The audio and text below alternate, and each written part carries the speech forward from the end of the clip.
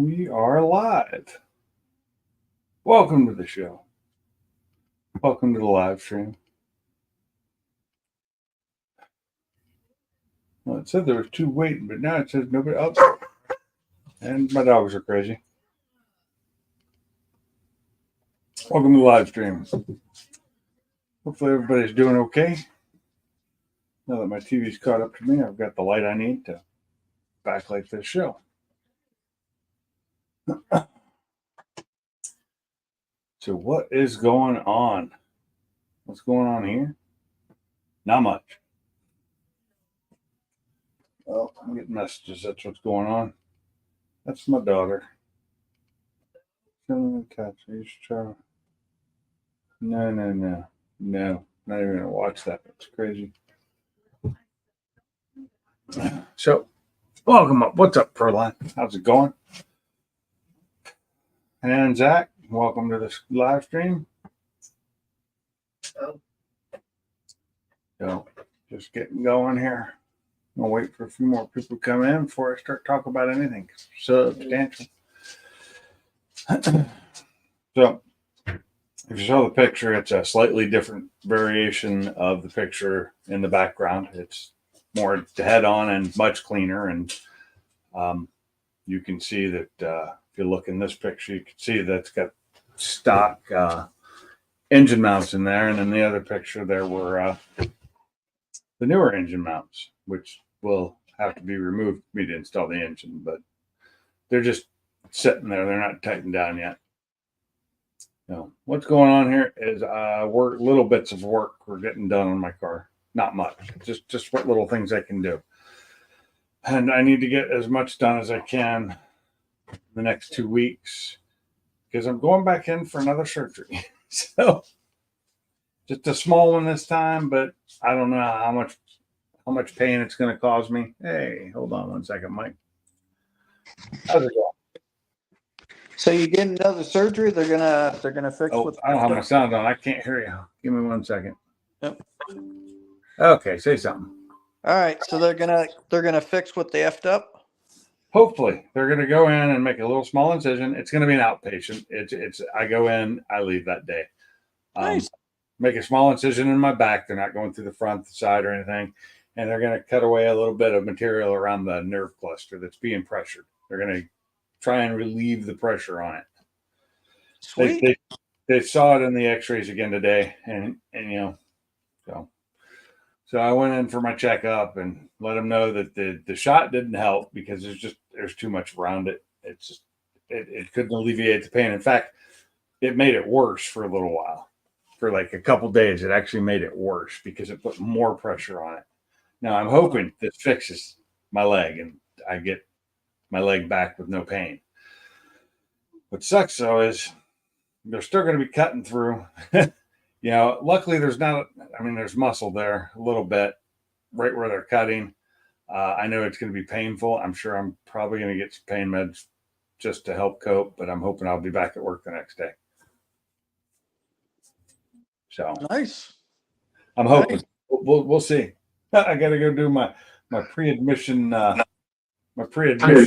again tomorrow, even though it's 2 weeks away. Yeah, no, that makes sense. How you been, Mike?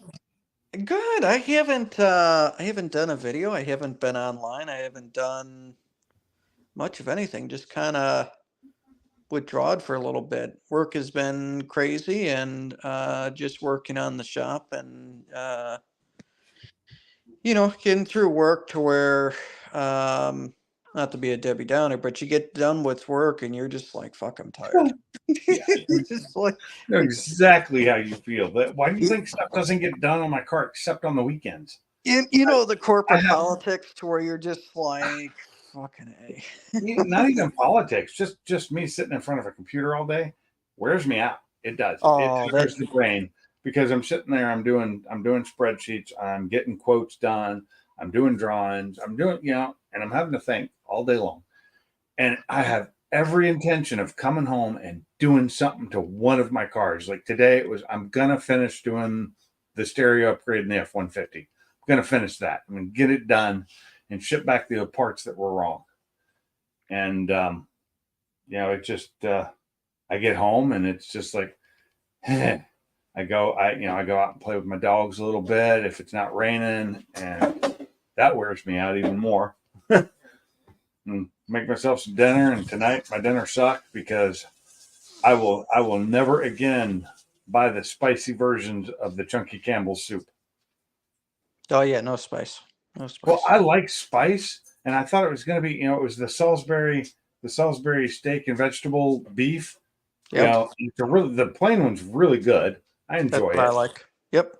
and I bought the spicy thinking, oh, they're going to spice it. No, they over spice it. You couldn't taste anything but the spice, and it burned my throat. And I was like, yeah, not doing. And I have another one. I have one of the spicy versions of the chicken and sausage gumbo, which I really like. And if the same spice, it's going to ruin it. Nice. So I'll eat it just because I bought it and I can't take it back. So tell me how this sounds for dinner. So my wife, we try to have breakfast for dinner twice a week because we have a gazillion eggs. So breakfast burritos for dinner. So you have your burrito, your tortilla, and then you put like 3 eggs on it, scrambled, and then put cheese on it, shredded cheese, Mm, and then miniature tater tots that are cooked, okay. and Okay. and then sausage and bacon, and wrap it up. Oh, that's good. I have not had bacon in this house and I don't know how long. And it's nothing against bacon. I love bacon. I find it a mess to make sometimes, and since my wife can't eat it, and the smell of bacon is like one of those things, Yeah. I don't bring it in the house, you know. So I haven't had bacon, but I love sausage, so I do sausage all the time. But for me, I do a breakfast burrito, and the we used to use the tater rounds, or they're the little flat tater tots. Yep. Those Exactly. those work perfect for that. A little Yep. bit. Oh yeah, that is. I love a good breakfast burrito. Now you can also substitute some crispy O'Brien potatoes in there if you like them. You know, I love potatoes. So we started growing potatoes. We'll see how that what kinds these you grow. growing? So we've got regular potatoes. I don't know the kinds, and then we've got sweet potatoes, and it's a little thing that we're doing. We did last year, and nothing really growed because it was too far from the house, and we were too lazy to water. So Yeah. now it's behind the porch. We're watering almost every day. So we've got it's just a small thing, maybe 5 foot by 9 foot Okay. What's up, Dale? gardens. Hey, So, Grocer. so we lived in the Sandhills in the Rockingham area when I grew up, and Yep. we grew everything back there, and it all really grew well in that dirt. Um, Yeah. so potatoes were easy. Potatoes were one of the easiest ones. You just had to weed around them. That was it, and that was just your regular russet potato. Yep. We grew the new potatoes too, the little red ones. Love those. They Oh, take those are good. those are great.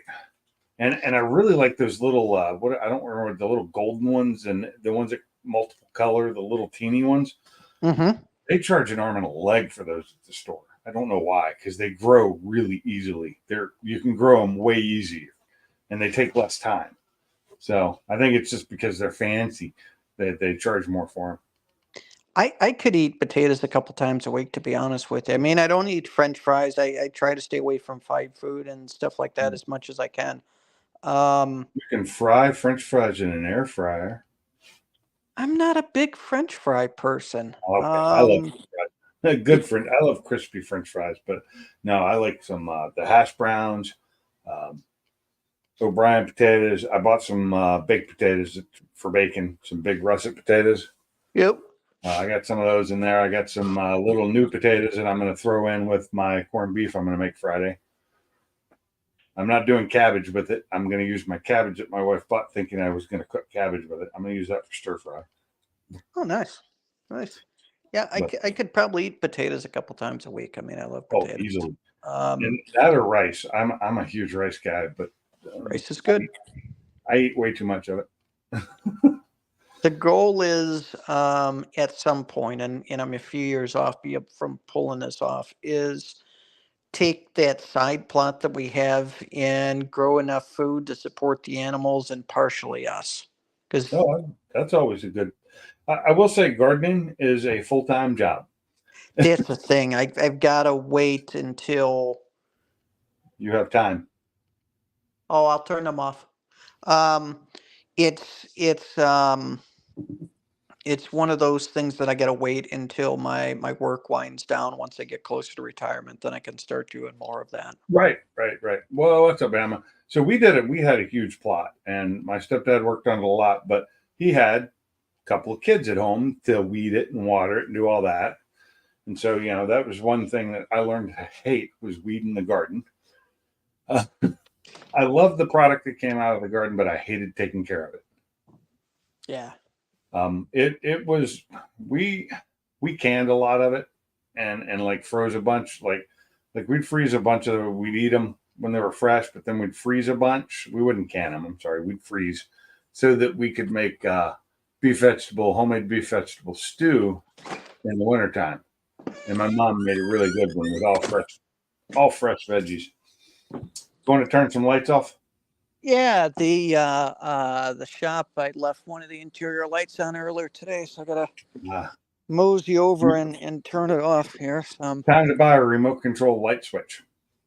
No, I've got the old school. I do have some smart app stuff in the shop, so I've got the two HVACs, but then also I've got oh hey frog kind of jumping across. Well, I will say this. Um, With those HVACs, you didn't buy the little thermometer on the wall, did you? no. Okay, good, because those things go through batteries like you wouldn't believe.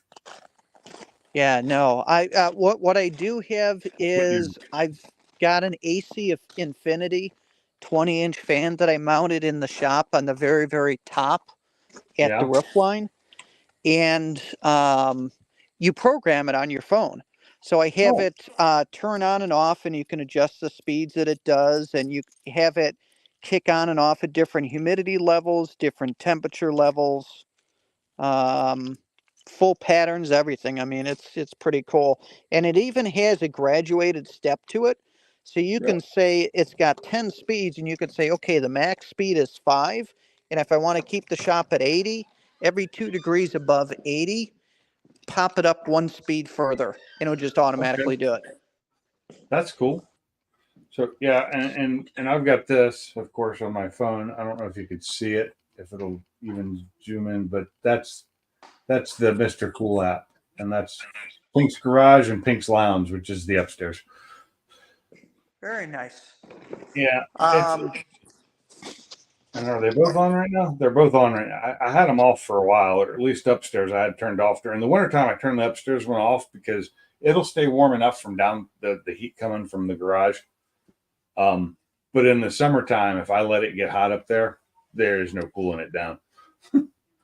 well, I got some things to show you. I haven't done a video in a while, so I'll just kind of spoil them. Oh, that was weird. Um, When you turn your camera on, first thing I saw was the picture it was when you turned it off.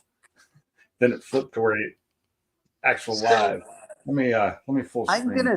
I'm gonna see if you can catch in on my humor. So Maybe. let's see here. Okay. So what does that look like up on top of my head if I can get the angle right? What Okay. does it look like? It looks like a palette. Yes. Looks like a palette. So Mhm. let me zoom. All You've right. got Now, can you read the words that says on the palette? uh, it doesn't zoom. Okay, it doesn't zoom. It Okay. won't zoom when So you're in StreamYard. So I'm gonna stain it and clear stain it and make it look darker and make it look better. But I thought it was hilarious, and this is just my crazy off humor. It says on it in red letters on the bottom and on the side, "Do not reuse." So I had to reuse it. I had a board that I was going to mount everything to that I had that would look much nicer.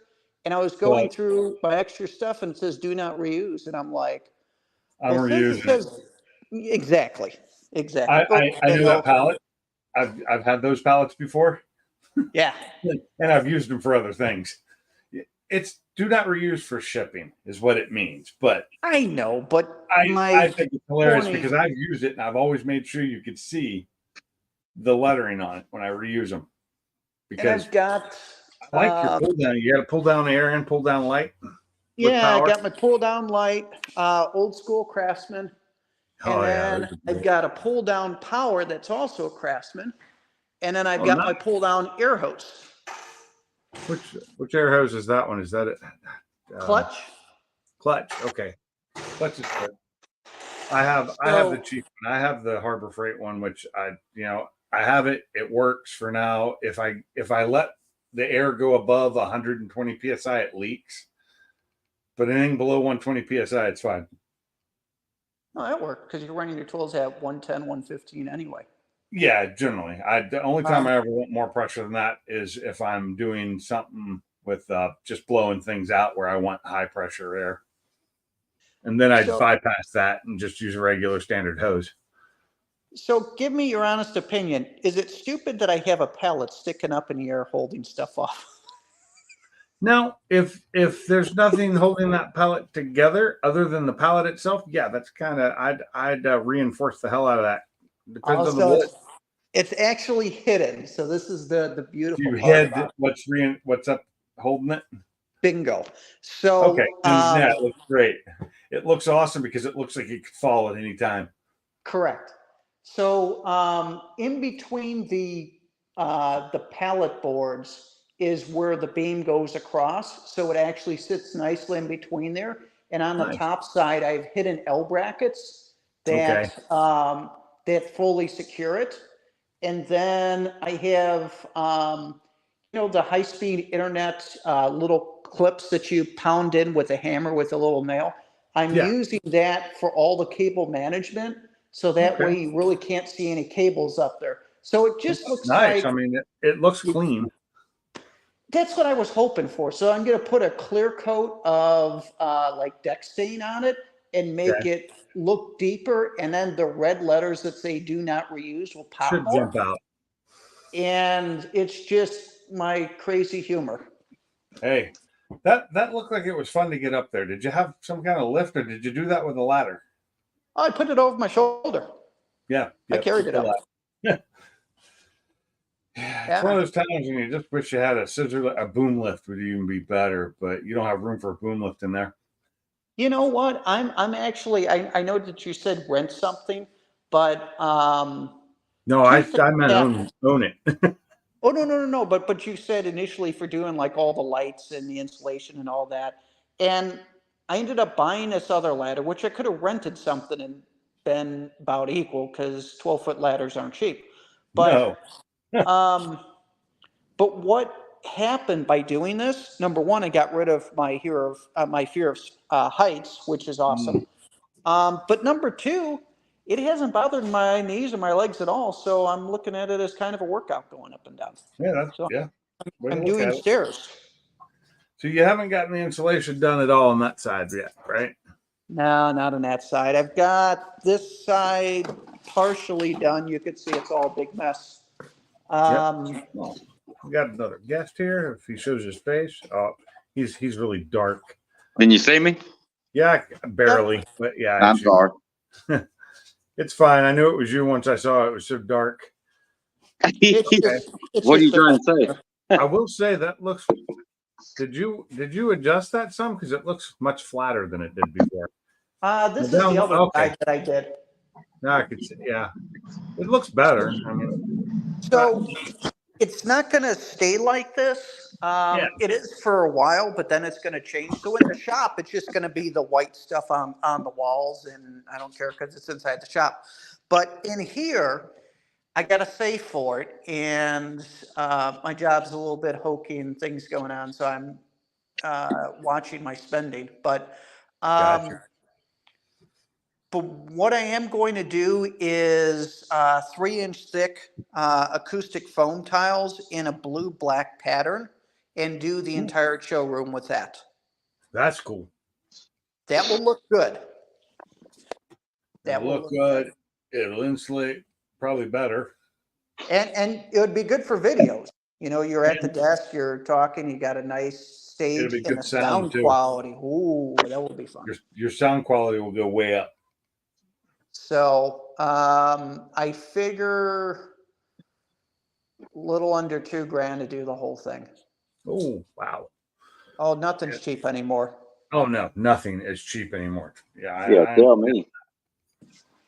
I mean, you can get Them the is pretty cheap cheap though. You can get the cheap 1-inch foam, but that only reduces high frequencies, and then the mids and the bass will still go through the building. 2-inch works down to about 500 hertz. 3-inch gets some of the bass as well, and then you want to have like thick bass traps in there as well, and that should really quiet it down. Yeah. Well, that's a really nice shop, no matter what. That shop blows my shop away. Hey, And look at Half-Ass Customs. His is, you could put oh, like yeah, 6 I of them know. on your hairs. He's had that shop for a while though, hadn't he? Well, that was the one that he built after the other one burnt down. I think Yeah, his new yeah. one is 60 by 100 something. That's crazy. Oh Yeah, shit.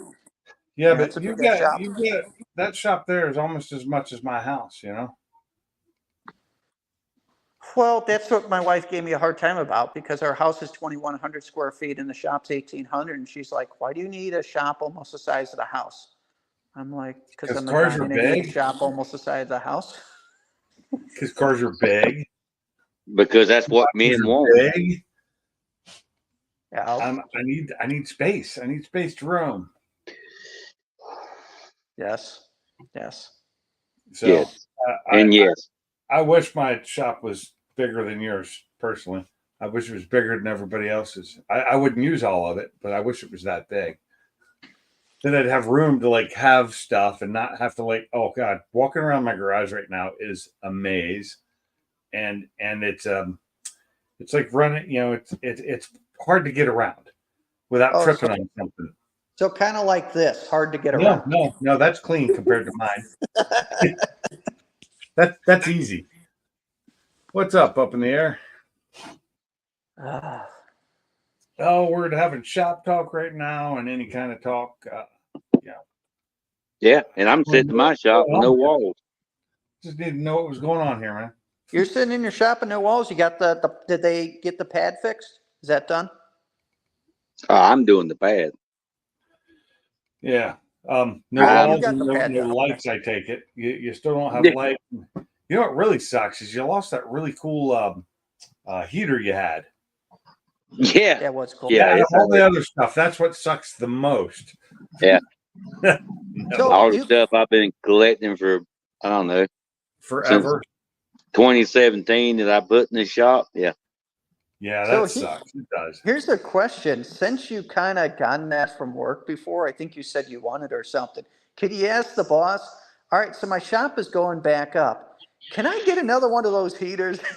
Yeah. Yeah. Yeah, I mean, The only thing is with the walls being 12 foot high now instead of 10 foot high, I think I need a bigger one. you need a bigger one Yeah, with a a bigger one. higher flame. Yeah. Oh Yeah. yeah, well, and that's the plans. 5,000 square foot covered. 2K is garage. New house Yeah. plan. Oh. That's a good idea. I got to put some rebar in for the extension, the north end, and I'll be ready to pour. How much you got to pour still? It's gonna be somewhere around 5.5, or I think it's 5.5 yards. 5.5 yards. So what is that? 4-inch or 6-inch? Well, I'm gonna do it like I did before. If I get anywhere a little less than 5 inches, I'm pouring. Okay. Yeah, you know what I'm saying. Yeah. I've been hauling dirt and digging for water lines and you name it. I'm done. So Okay. I'm just wondering what the thickness was. So I'm trying to figure out what the square footage is. You're gonna get. You're adding on like what is it? 6 foot? It's the length is gonna be 6 foot, 1.5 inches, and the Okay. size, only two sizes, is gonna be 5 and what was it? 5 3/8. 5 5 inches. 3/8. Oh, you're extending about a foot. Yeah. Wide. Yep. And a couple feet longer. Yep. Okay. No, it's longer. It's going to be longer. It's actually going to be 6 feet, 1.5 inches. Yeah, a couple feet, 6 feet, same thing. Yeah. I can't count. What do you want from me? Makes a difference though. Every That is a huge difference. I mean, the women tell me all the time if I just had a few inches more, man, I'd be rocking. Well, Yeah. yeah, they call you Donald Trump. Uh-huh. Ah. If yeah, it's kind of like the difference when you build a house between going to between 4-inch walls and 6-inch walls, of how much space you lose. Like in our new building, they put a safe room in the middle of the office, right? Wow. Place to go in case of tornado or whatever. They put a big safe room in. Well, the guys didn't look at the plan so well because the inside's supposed to be just the block, right? And the outside was going to be sheetrocked. Well, they put in all the studs on the inside to do sheetrock, and that's literally 4 inches or 2 inches. I think they're 2-inch studs. So that's 2 inches on each wall, which actually reduces the space of the safe room that's got to hold all the employees. Yeah. And they're like, no, you get, and now the thing is they got to take it out, and then they got to fill all the holes from where they drilled into and fill it all and smooth it out, make it look nice, because they didn't listen. How thick is it? Is it like double thick? I have no idea. I haven't looked at the plan. I haven't been inside the building since they built it. Well, let me ask you this, Pinks. Is it on the what corner or what end of the building is on? North, In the east, middle. south? Huh? It's in the middle of the Well, building. that ain't worth a shit then. Because your I'm safe not the one room that should designed always, it. or your safe room and tornado should always be your farthest northeast corner of the building with the most walls between you. Right. I From the have no tornado. idea. Right. I'm not the one that designed this. An architect designed it, not me. I'm just going to work there. It's not my building. Yeah, but you know where to go. The farthest northeast corner, cat, with the most walls. Go for it. I'm going to my car and driving. Screw it.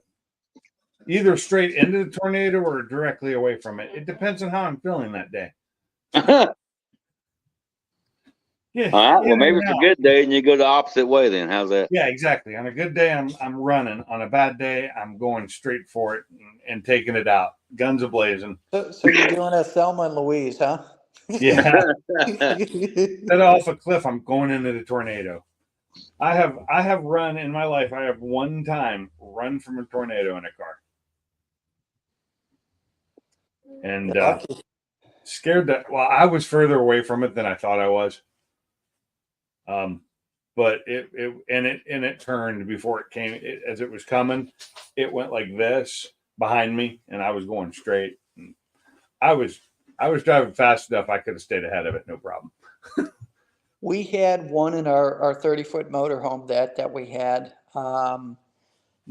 Old Bessie, we called it. It had a V10 on it, 6.8, and you would light on the throttle because you thought if you were too hard on it that it would something would break, and it probably would. Yeah. So we were taking old Bessie to Indiana, and you know how Indiana's Tornado Alley. So we're going and you know our phones had went off for tornado and we could feel that there's some strong winds. So we're just like, all right, well, let's just try to get a little bit farther ahead to a gas station or something, and then we'll just kind of, you know, put it up against a building or something like that to keep it from going over. So we're going, and then all of a sudden we just have this massive wind that just starts hitting us, and I'm standing on the brakes trying to slow us down because I know speed is very, very bad with wind. So especially if you're getting hit on a certain angle. So as I'm kind of hitting on the brakes and we're stopping and it's going back and forth, I said to my wife, I said, we're going over. And it leans so hard, and I had installed Bilstein shocks all the way around and done other stuff on the suspension, but the whole thing just felt like that the left side was picking up and starting to go. I'm not sure if it actually left the ground or if it was just a suspension unloading, but we were close. It I felt mean, like it was we just sat there on the highway, because it's 2 lane each way, and we're just sitting there on the highway on the shoulder, and we're just like, it's one of those holy times shit. you wish you had an overpass or an underpass, whichever you want to Yeah. call it. Yeah. Underpass. Yeah. Because that's a great place to go. Yep. Unless, of course, the overpass or underpass, whatever, collapses while you're Why? under. Then that's bad. Well, they say for like disasters and stuff, go in the basement of a large building, and it's like depends on the disaster. If the building falls on you, well, you'll probably never notice that the building fell on you. But Well, it sucks if you're in like a room, like even a safe room of some sort, and the building falls around you and you can't get out of the safe room because you're stuck in there. But if you're Yeah. smart, you have a 2 radio exits. in there. Huh? 2 exits. Even with 2 exits, I've seen people get trapped. It's happened. Buildings fall down and block it. I mean, and it doesn't take much to block a door, Yeah. That's my fear, is getting stuck in a safe room. I'd rather just be out in the open. Screw it. Getting stuck, in your underground shelter, having the tree fall on top of it. Another thing I've read about that has happened in the past, but people they got out. They just had to deal with it. True. Yeah, that doesn't sound like fun. No. The safest room in our house is the master bathroom. It is on the northeast corner. Just happens to be there, Bama, and it also has the platform that has the HVAC and everything above it. So it has kind of like a second level that you go up the attic with a ladder, and it's got like a platform, and it's big. It's probably 12 by 15, and it's actually above the master bathroom. So I'm like, well, you know what? That's got the most structure in the house. So The most structure there is to be the heaviest stuff to fall on you. I know, but Every time, the only time I've ever been forced to stay in shelter in the building I was in during a tornado was when I was at Redstone Arsenal, and we had a tornado come right by our building. And they made us all get down in the bottom floor of this 3-story building in the hallway with mattresses around us. And I'm like, what are mattresses going to do if this thing hits and it knocks this building down? It's a concrete and block building. It's going to just destroy us. I'd rather be outside. You'd be a mattress sandwich. Exactly. I'd rather be outside. And the thing literally went right down the road, which was no more than 20 feet from the building. Went down the road to the river. And they say that when it hit the river, it jumped and dissipated. It did knock a couple of, like they were building brand new housing at the time. It knocked a couple of roofs off, but it like picked them up, the entire roof, and dropped it in the road. Like the whole top of the building. That's not good. Car mob, what's up? Master bathroom, where all the kinky stuff happened. That's where you go. Oh, there's Carmob. Say, hey, Carmob, master bathroom where all the kinky stuff happens. There you go. There you go. Oh, this house, if a tornado comes in this house, we're just gonna just clutch our animals and pray. That's all we can do here. So I did research, and Bama, don't kill me over this, but I did research. Our area doesn't have a lot of tornadoes, so the risk is low. But saying it to someone who lost everything with the tornado is kind of, Yeah, but risk where you live is low comparatively for the southeast. Yeah. Where he lives, it's not. Okay. Well, what's crazy is where I work at Dothan. Believe it or not, when you're coming down north to Dothan, you're going up, down. When you get to Dothan, you're in the valley. When you're coming up from Florida, you're going up, and then you're down in the valley. Believe it. I mean, I know people say, "Well, you're talking about a valley." Well, yeah, it's lower than all the surrounding areas around Dothan. That's what's crazy is Dothan has never had a tornado actually touch down and go through the center of it. Really? Never. Oh, and Carmob, I'm glad you got that fixed, but my God, that is just so irritating that somebody did that. Wait, what? Oh my gosh. Oh yeah, Mrs. Mob was driving his car. I think she had it at work that day, and somebody tried to break into it.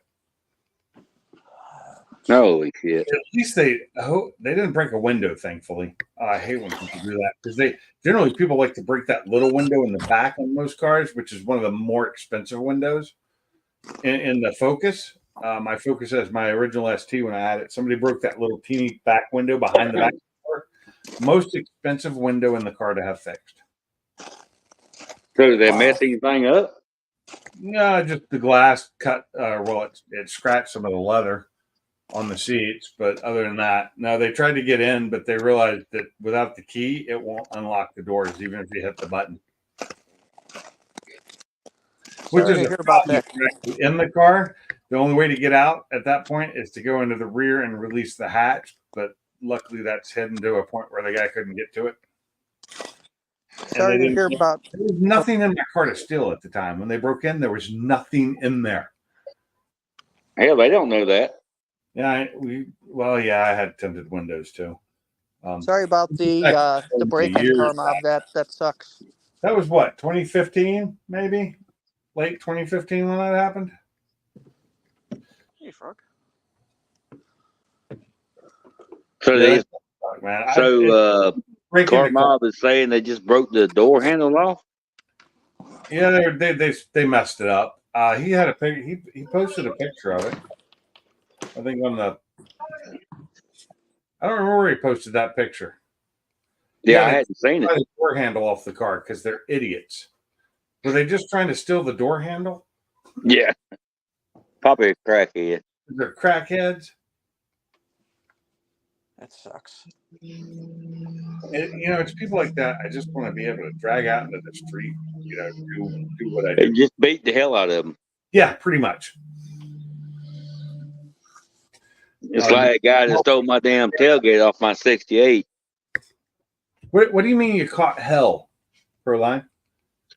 Just was it a pain in the ass, or why would you catch hell for trying to fix it after somebody tried to steal it? I'd fix it with I'd like to be able to electrify my car personally, and by that I don't mean put an electric motor in it. I mean make it so if you touch it, you die, or at least get knocked out. What's up, Victor? How's it going? What's up, Victor? Yeah, I can take a lot of shit, but somebody that I know or thought I knew and stealing, you can kiss my ass. Yeah. So, do you remember the original RoboCop movie? Yep. You remember the car security they had in that movie, in that one ad, where the guy tries to steal a car and you open the door and it's a fried skeleton. And it just falls out. That's the security we need. See, I'd rather have Trunk Monkey. Oh, Trunk Monkey. Yeah. Awesome. Yeah. Yeah. I'd love to have Trunk Monkey. Dude, I have watched every one of those commercials multiple times. Victor, what's up? Can you imagine trying to put those commercials out now? Wouldn't that be great? And then the monkey drive it back to you? Yeah, after he pulls out the wrench and clobbers the guy. Yeah. Trunk Monkey's also a doctor. How about still having the baby? Yeah. Trunk Monkey's got it. Oh yeah, that one's funny. If you're in this chat and you have not seen Trunk Monkey, go to YouTube after this live stream and look up Trunk Monkey. You will find it, and it's a compilation of old commercials for a car dealership, I believe, is what it was for, and they are hilarious. But if you haven't seen it, you haven't been on YouTube very long. Yeah, when he beats the one guy with the bat, I think it is, and throws him off the bridge. Yeah. Yeah. Yeah. Those were done back in. Those are like, I think, 90s commercials. Yeah. And what about the one teenager trying to kiss the girl? Oh yeah. That one was funny. You remember the Yeah. one to where it's there was like a fender bender or something, and then you have the guy gets out of the car and he's a biker looking guy and he comes Yeah. up to him and he's screaming at him at the window and he's like, okay, okay, okay, and he just presses the button and then the trunk Trunk monkey monkey. comes out and beats the hell Yeah. out of him. What's up, Nate? How's it going? Oh shit. I look up and I see Nate said hello a minute ago and I missed it. So I I didn't was see it. looking Trunk Monkey and I totally wasn't looking. Car mob says he's gonna come up and give you a piece of his mind about his door handle. I just saw that. You at work right now, Car Mob, or you at home? Usually he's at work when it's nighttime, so. But I never know. I don't have. Yeah, you can't never tell about car mob. Yeah. I was really actually happy to get some work done on my car this last weekend. It wasn't a lot, but I got something done, and what really sucked is those motor mounts you saw. If you watch the video or anything, the motor mounts, the Demond motor mounts, just torquing those down to 45 and 60 foot-pounds hurt me. And I have a massive Craftsman, torque wrench that makes it easy because it's that freaking long. No lie. It's super long. It barely fits in the toolbox. On the Cheetah bar. It goes side to side on the full, so it's over 2 feet. And it still hurt my back. Need to get you a cheetah bar. It is a cheater bar. What's up? He's at work. What up? What up? Wow, Going long on? time no see. That beard has grown in. Holy crap. Oh yeah, she has Looking good. really grown in a little bit, hasn't she? Hell, I thought that was a trunk monkey at first. They call me a caveman now. Shoot, That's Trunk Monkey Pro right there.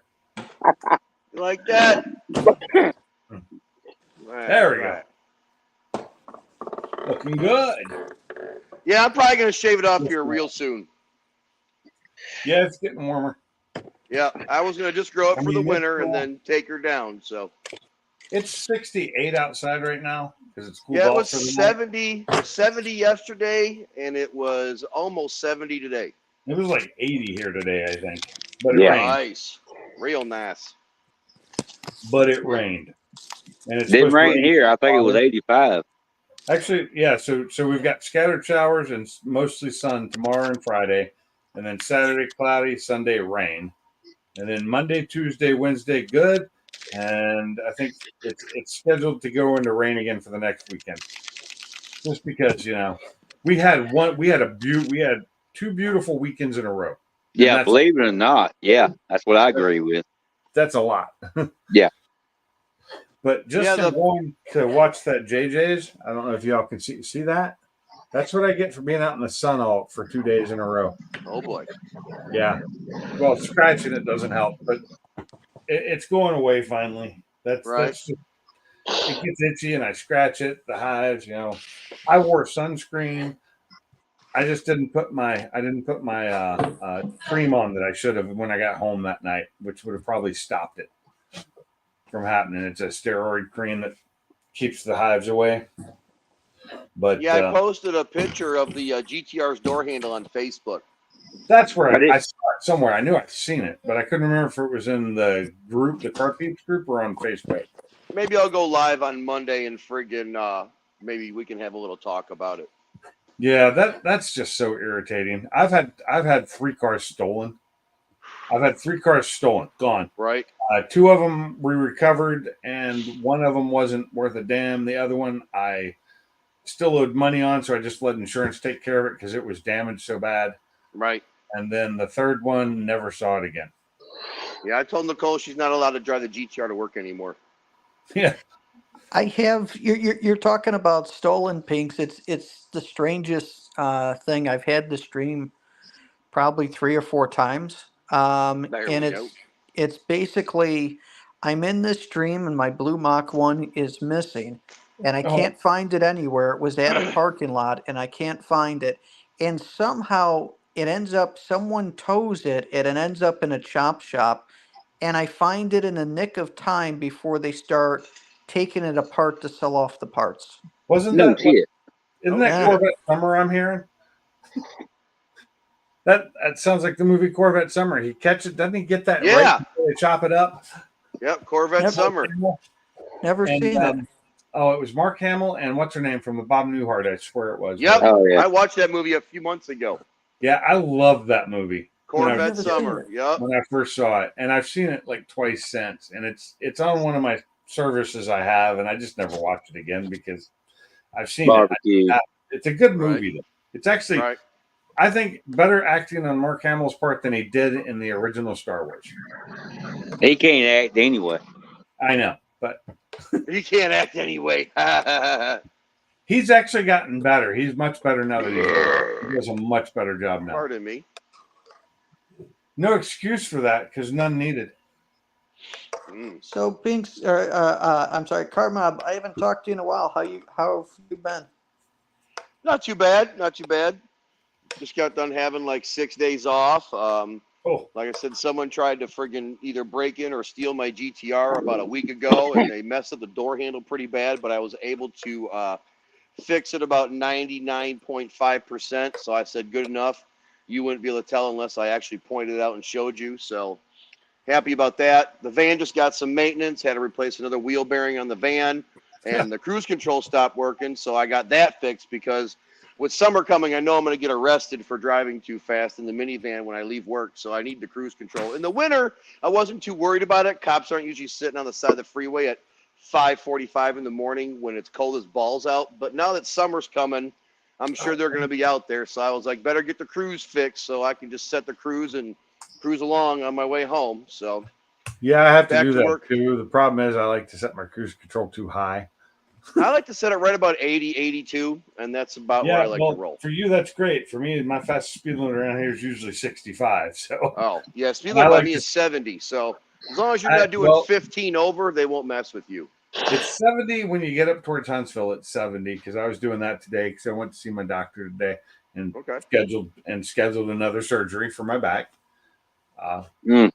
It's a like I said, it's an outpatient. It's a 1-day thing on the 30th of the month. Get in, get out, and hopefully everything will be fine. And I'll just deal with a little bit of pain from the surgery, and you know, because I'm almost at the point where I should be healed, like fully healed from this the first one is like a month and a half away. You know, I've still got the little bit of pain, but my biggest problem is all the nerve pain I've still got in my leg, and that's what we're gonna Ooh. hopefully fix on this next one. Hey, William Swindle, I would still spank friggin' Annie Potts' ass. I don't give a shit if she's 70 now.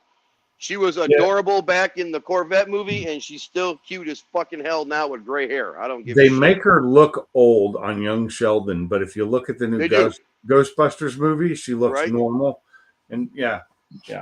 Oh, dude, I've been a fan of Annie Potts dude, since I've been a kid. She used to be on a TV show called Designing Women back when I was a little guy, and my parents used to watch it.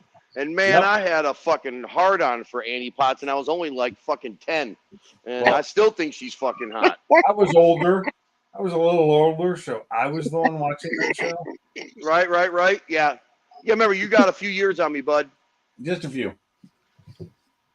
But yeah, God, I remember from something before that even, and I don't remember what it was. But yeah, she's been a lot of shit, man. Yeah, she was like she was just like the cute little girl that with the voice that could turn away, make a bull turn around when it was chasing you. You know, because she could get that voice going really bad.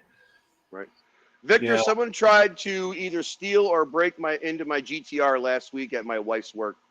The van was in the shop getting some friggin' work done to it, so we decided to make the GTR a daily just for 3 or 4 days just to get by until the van got out of service. And she took it to work for the very first time when she opened, and she parked it right in front of the building.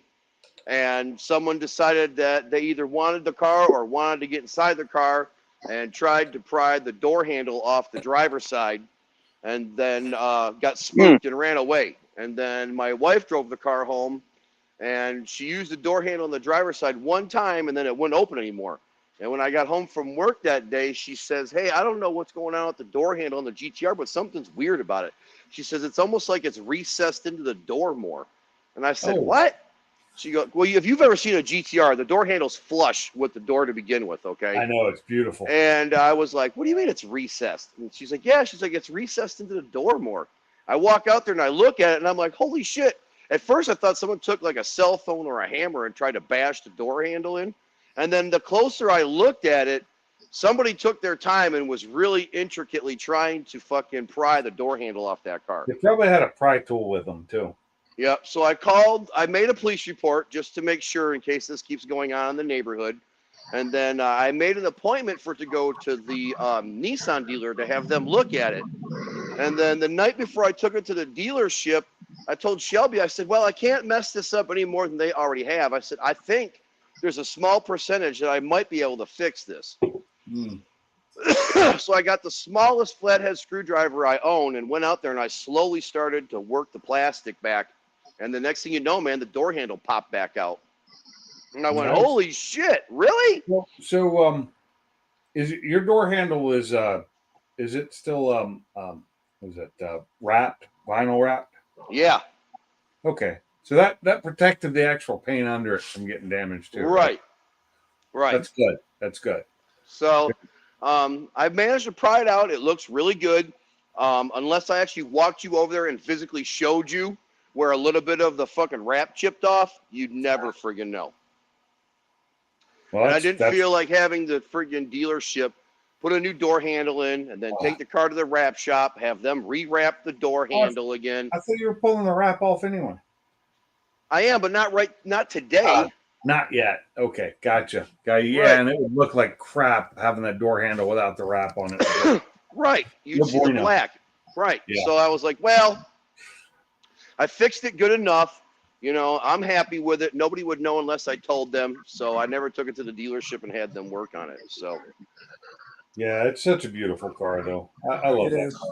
I love that car too. That's why I was so heartbroken when someone tried to break into it. Yeah, I mean, if I could steal that car, I'd do it, but I wouldn't do it where I could damage it. I'd Right. have to find a way to steal that car where I could get into it without damaging it at all. Right. Okay. So, yep. Told the wife, "You're not allowed to drive it to work no more." When I drive it to work, I got permission from management to park the car in a no parking zone behind a fence with a camera on it. So Nice. you can't even get to the damn car unless you work for the fucking power plant. And it's on a camera. So if you walk up to it and try to do anything, it's on camera. Well, we're just gonna come in with a Blackhawk and sling it, and we're gonna just call it. Good luck. Yeah, we're gonna have it to where you don't even notice that what you're parking on is actually a thing that's gonna hold it for us to be able to pick it up and carry it off. Right. Actually, for that car, the weight probably has to be a Chinook. I don't think I have Blackhawk. I'm not sure Blackhawk can pick that up. Yeah, I don't What's the know. weight on those things? What, the GTR? Yeah. 3,900 pounds. Oh yeah, it could. Yeah, it could pick that up. Wouldn't be So- fun, but it could do it. So yeah, I'm a lot happier that my GTR is not totally screwed up. I'm glad my van's fixed, and now I got real trust issues with my GTR. Is your Taurus still? Is it running? I still have it. It needs a new transmission. That's why you haven't seen it on the road in a while. It's been cheaper to just kind of nickel and dime the minivan. But I talked to the shop that worked on the minivan this week and fixed the cruise control. And I'm going to get a price to have them put a new transmission in the Taurus. Once that happens, I'll probably start daily in the Taurus again, especially with summer coming up. It'll be nice to have air conditioning and twin turbos and all that Oh, stuff. I do love that Taurus. So that's a nice car. I like this. Fantastic daily, bro. Fantastic daily. That's why I really need to get that Focus fixed and done, because it is such a fun daily. It's fun. It's got air conditioning. It doesn't have the heated and cooled seats, but you know, it's still a good car. It's comfortable for me. It's comfortable. I'm Right. very comfortable in that car, and I can drive it for a long period of time, and I can ride it around a track, Right? no problem, for a long period of time, and the seats hold me quite nicely. Although I've gotten a little bigger, it's not as comfortable as it was a couple years ago. But Not gonna lie, this winter has not been kind to me. I have put on some weight. Little fluff, a little bit of fluff. Yeah, a little bit of fluff. I need to get this fat ass outside and start walking around and doing more shit to, Yeah, I do get the too. But metabolism up and running again.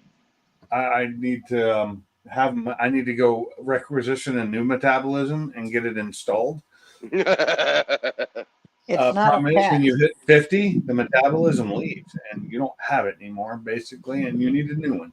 I've noticed that in my mid 40s, things are starting to slow down. I'm not happy about it. Oh, God, it gets Pinks, worse. it's not a Damn it. patch or a firmware update.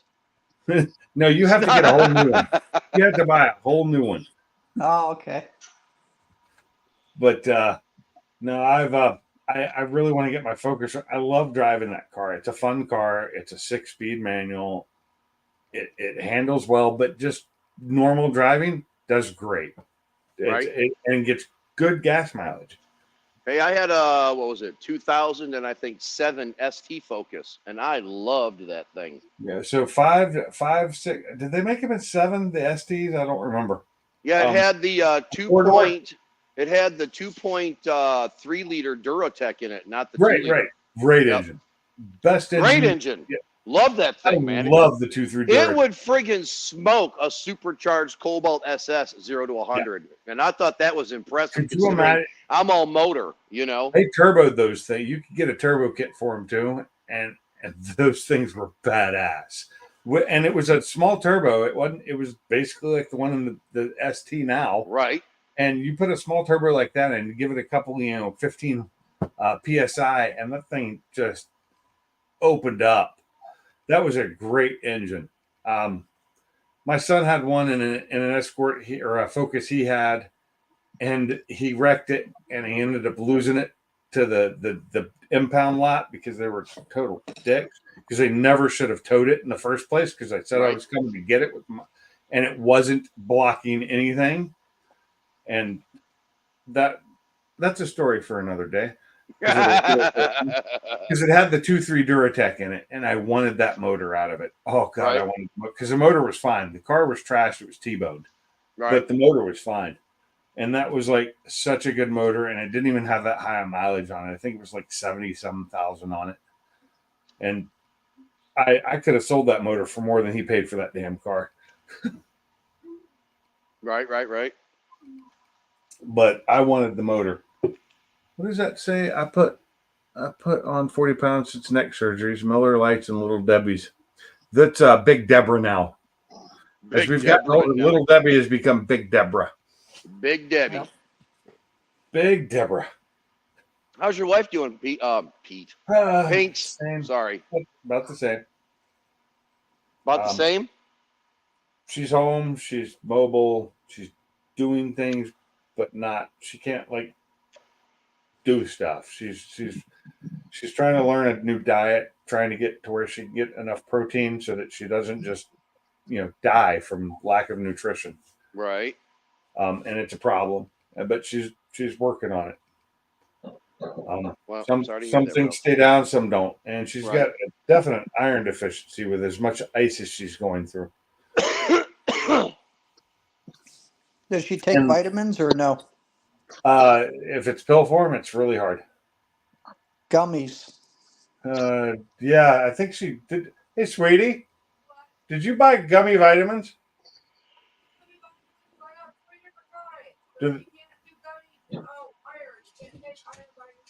Right. Okay. So you can't take iron with gummies. You really need a shot for that. Okay. Or an IV therapy.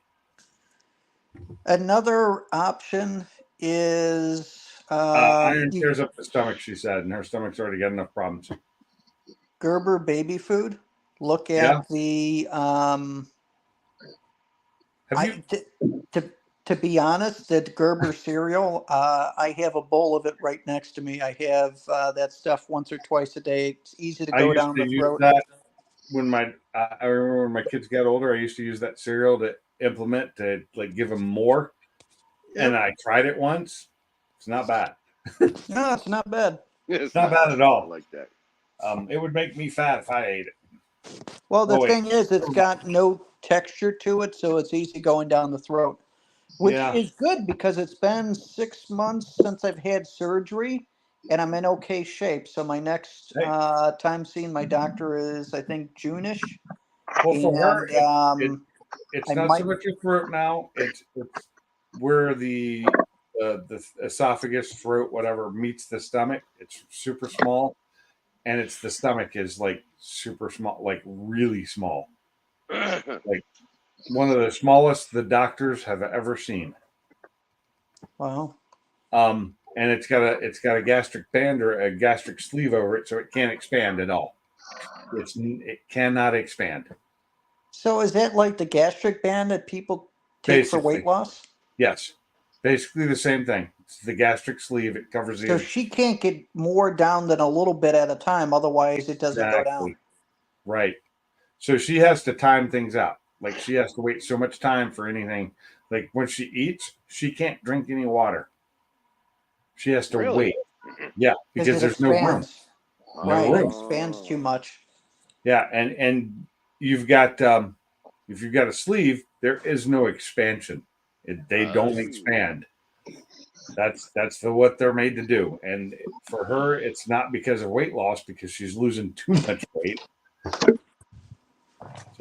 So this it helps me keep weight on, and I know you guys are probably laughing your asses off, but that's okay. I don't give a I shit. don't care. But Anything No, else? I was giggling.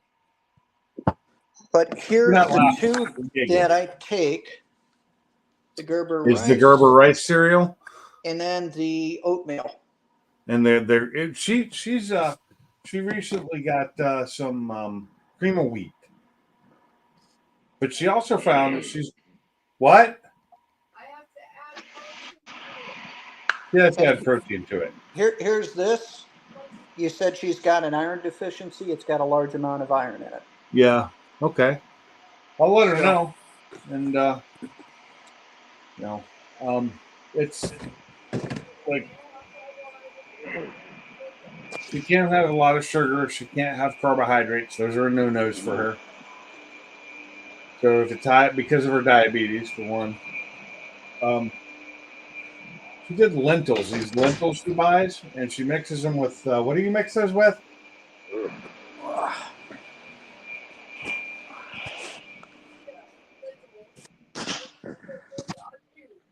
Okay, so she got these Indian lentils that come in a bag pouch, and she mixes them with an au jus sauce, which I guess she really likes. I like the lentils by themselves; they're actually really good. But she has to take an immersion blender to them, so that there's nothing left of them. Yep. Flavor wise, it's still pretty decent. So she likes the flavor of that, and certain like vegetable stew or vegetable soups, beef vegetable, which she's got to blend it up, but it doesn't like the regular Campbell's doesn't have enough protein in it. So we got to buy the chunky one because it's got like 3 times the amount of protein in it. Which it's all right now learning, and she's learning. I'm not, because I pay attention to some of it. Huh? Boiled eggs. So I boiled eggs again. I hadn't boiled eggs in like a week, and that's one thing she can eat, usually without an issue. Yep. It's not a hard boiled egg. It's medium to soft, but not quite soft, because they're really hard to do. Right. And so like a medium boiled to where the yolk is not solid, but it's not runny at the same time. Yeah. No. Totally get it. Personally, I love boiled eggs. So I'll have baby cereal once or twice a day, and then for like dinner, I'll have somewhat of a normal dinner, but then I stay away from chips, cookies, anything that's hard that She can can't scratch do the any of throat. that. Yep. She can't eat most meats now.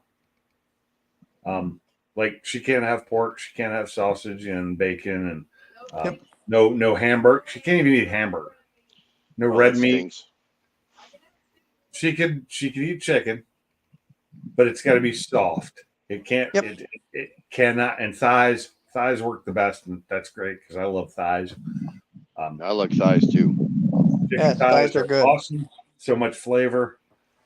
So many ways to cook them. So much you can do with them. So, but I understand where she's at as far as, yeah, no, I, I understand what she goes through. So But at least I you're can, lucky because you don't have diabetes, do you? I don't because, Yeah, and she's a type 1 insulin dependent, and her stomach doesn't actually work. It's just it's now just basically part of her throat. It's a pass through. It doesn't work. It hasn't worked in years. she might be better off going back to baby food. I know it Did sounds stupid, you but hear it's that, made, sweetie? but it's, Baby food. No, Not enough protein. not enough. Okay, she's saying there's not enough protein in it. It's got to be protein. You got to be protein heavy. You don't have to yell at me, sweetie. I'm just saying. They're asking questions. It's got to You have got- high protein. got How it. much? Telling him 60 to 80 grams of protein. 60 to 80 grams of protein a day. And I can't eat except for I have to wait almost 90 I already minutes told him. for each drink I take. So How long? she's got to be careful. So everything that she puts down her throat, she has to make sure it has the right nutrition because she can only get a certain Exactly. amount down. It I has. get it. She can only have a certain amount, and any drinks she takes, like water, even water, she has I to have wait. to wait. She has to wait to be able to eat. Tell her I feel her pain, so I get it. Yeah, she can hear you now. Okay. She came into the room. It just sucks. It does suck, and it sucks for me having to watch her go through this. And it's Tell your wifey if she ever wants to swap stories and give advice back and forth. hit she's me got up. your number. I'm pretty All sure right. she's got your number. I don't have anybody's number. I've given it to you. Okay. Oh yeah. Hey, Sublime, how's it going? Hey Sublime, how you doing? But bully. The Sure drinks are great, but not as good as the ones she's got. What? But she has trouble drinking them. Don't you have to water those down some? Your protein shakes, shakes? I don't like them. And She don't like them.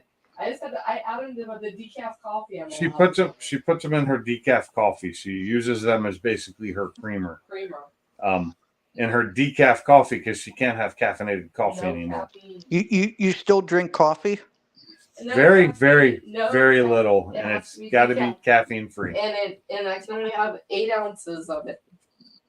Right, 8 because it's ounces? very acidic. Nothing. It's very hard on the esophagus. This stuff is Yeah, no. This stuff is not hard on the esophagus, and it's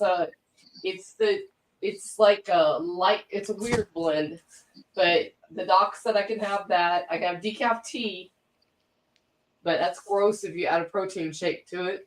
Yeah. But he said that my esophagus is having a lot of trouble, so he added baclofen, which is a muscle relaxant, but I guess that helps with the acid Very- reflux. Got it. Now I'm on Protonix, famotidine prescription, and baclofen, all 3 for my 3 things for acid acid reflux. reflux. I'm Wow. on- and I So- thought And that I was take it. happening. One I take 3 times a day, and the others I take 2 times a day. So, and it's hard to take it. They're by pill, so I have to swallow a pill with a little bitty tiny swallow of water each little pill. So it's kind of like you get filled up on the pills Yeah. Yeah. with a couple of pills. It's a, I hear you. I take PPI. I take Dupixent injection for my Yeah. esophagus for the EOE. I take medicine that basically goes down your esophagus into Mhm. your stomach and then puts like a layer up on top. So Oh, that yeah. way the acid doesn't come up. I take that. well, that's And then I Right. also take licorice extract, which Oh. creates like a thin coating on the esophagus. To You help know what's protect bad it. with licorice extracts? Bad for Yeah. the blood pressure. Yeah. Yeah. Oh, okay. Yeah. I love licorice. Black licorice. It's one of my favorite candy flavors. I know people think it's gross, but I found out recently that if it's actually true licorice, really bad for your blood pressure. You can eat like 1 candy and it's going to raise your blood pressure if you eat more than that. And if you have too much too often, it creates heart palpitations. I've had that That- before. And I yes, had to back Yes, it down. that's another thing. So, but Yep. luckily, most of the black licorice candy you get is flavored with anise. And then It's not flavored with licorice. well, right now, what's stupid is that the infusion place is making me go in for a consultation on May 1st before they'll even do the infusion for my my iron. It's all about money. And the doctor did a bypass for the insurance to get me in immediately. He's like, you have no iron in your blood. You know, you've got to get in. Nope, not gonna happen. It's all about this. Yeah, Just my little rant here. it's Insurance Yep. and medical in the U.S. is fucked. Yep. That's all I'm going to say there. It's fucked, and they do it better in almost every other country. Every other first world country does it way better than we do for medical. Yes, I'm think- sorry. I think we're run by the drug companies. We are. It's ridiculous. No doubt. And insurance companies, because But it's it, all about medical billing, insurance, making that copay, and them having to do like having to have her go in for a consultation before she can get something the doctor ordered. Why would I need a consultation when you could do that at the same time as giving me the shot? You know, it could all be one appointment. No, they've got to break it down into multiple appointments because you have to pay every time you go in there. right. Money That- grab. The reason why I say the drug companies is if you look at all this COVID I stuff agree. that happened, they want to give boosters for forever, and it's all about lining the pockets of the pharmaceutical companies. Okay. I don't think they give a shit at all about the people. I'm going to offend people here. Boost this motherfucker. Yep. That's all I got to say. And this is not against anybody in this panel at all. That's against the bullshit in this country. And the medical in this country is so stupid. And yes, people railed against universal health care. I'm sorry. I agree with universal health care. Yes, sometimes it slows things down for some people, but it makes it so people don't go broke having to pay for things like surgeries or cancer treatment, you know, which in other countries doesn't hurt people. You know, it doesn't put them out of money. It doesn't put them in a hole and make them go bankrupt to pay their medical bills. Right. So you can disagree with me if you want, and that's fine. I'm not disagreeing, but I'm going to turn it a little bit, and I would say if it's universal health care or insurance, they could both be good if the food companies didn't try to kill us with processed food. Okay, you're right. You're right. I've actually, I've lived in Europe a lot, just travel and work, and I've lived in Europe a lot. And the things we allow here is just freaking ridiculous. And do I like some of these things? Yeah, I do. But hey, later, Perline. Thanks See for you, coming in. Perline. man. Better Proline. There's pros and cons to all this. There really are. And I'm not trying to start an argument with anybody. I'm just saying No. it's something right now with us having like a quadrillion medical bills sitting on our counter right now. Yeah. That I have to try and pay with very little pay. It's just, And you're hurting, Yeah, and and I already pay a lot for my insurance. It's not cheap. My insurance here cost me 3 times what I was paying in Washington State. And it doesn't cover as much because insurance is different in every single state in the U.S. for some reason. So let me ask you kind of a crazy question, and don't get mad at me when I ask this, please.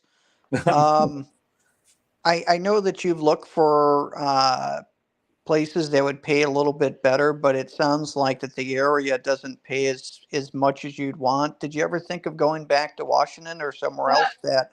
I couldn't afford to go back to Washington. Yeah. I was actually just talking to somebody at my old job who left the job too, but she didn't move out of the state.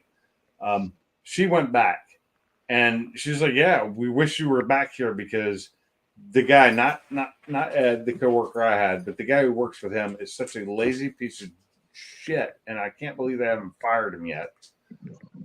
They can't find anybody good to do electrical. They'd love to have me back. I miss that company. I loved working for that company. I wish I could still do it, but I can't. And Yeah. I moving back to Washington is a no go. The prices there are insane. I could not afford a house there at all. The houses there, like I said, I bought $150,000 house. I sold it for 380. That's where the prices are. Right, but maybe not Washington, but closer to maybe a larger city that might. I don't know. I know Alabama doesn't. Huntsville's pretty large, largest city in the state now. But originally my plan was to get a job in the Huntsville area. Like personally, I wanted a job at Redstone because there are a lot of good jobs there that pay really well, but I just not qualified for them first because I think they want younger people. Understand. At my age, it's hard because of my age, and that sucks. I'm not even that old. At least I don't think I am. Although, Well, see, I mean, there's a way you can fix that. Yeah, all you got to do is just start dyeing your hair again. Take off the earliest 10 years off your resume. Pick up some hip lingo, and there you go. oh, no cap, man, no cap, right? There you go. Is that still a thing? You're living rent free, and your wife's what was it, rent free? When you person's always thinking about you in their mind, you're living rent free in their head or something. Yeah. You got to get the lingo. I don't know the lingo, but I'm just saying. I don't either. I try and do some of that with my kids, and just they laugh at me. Yeah.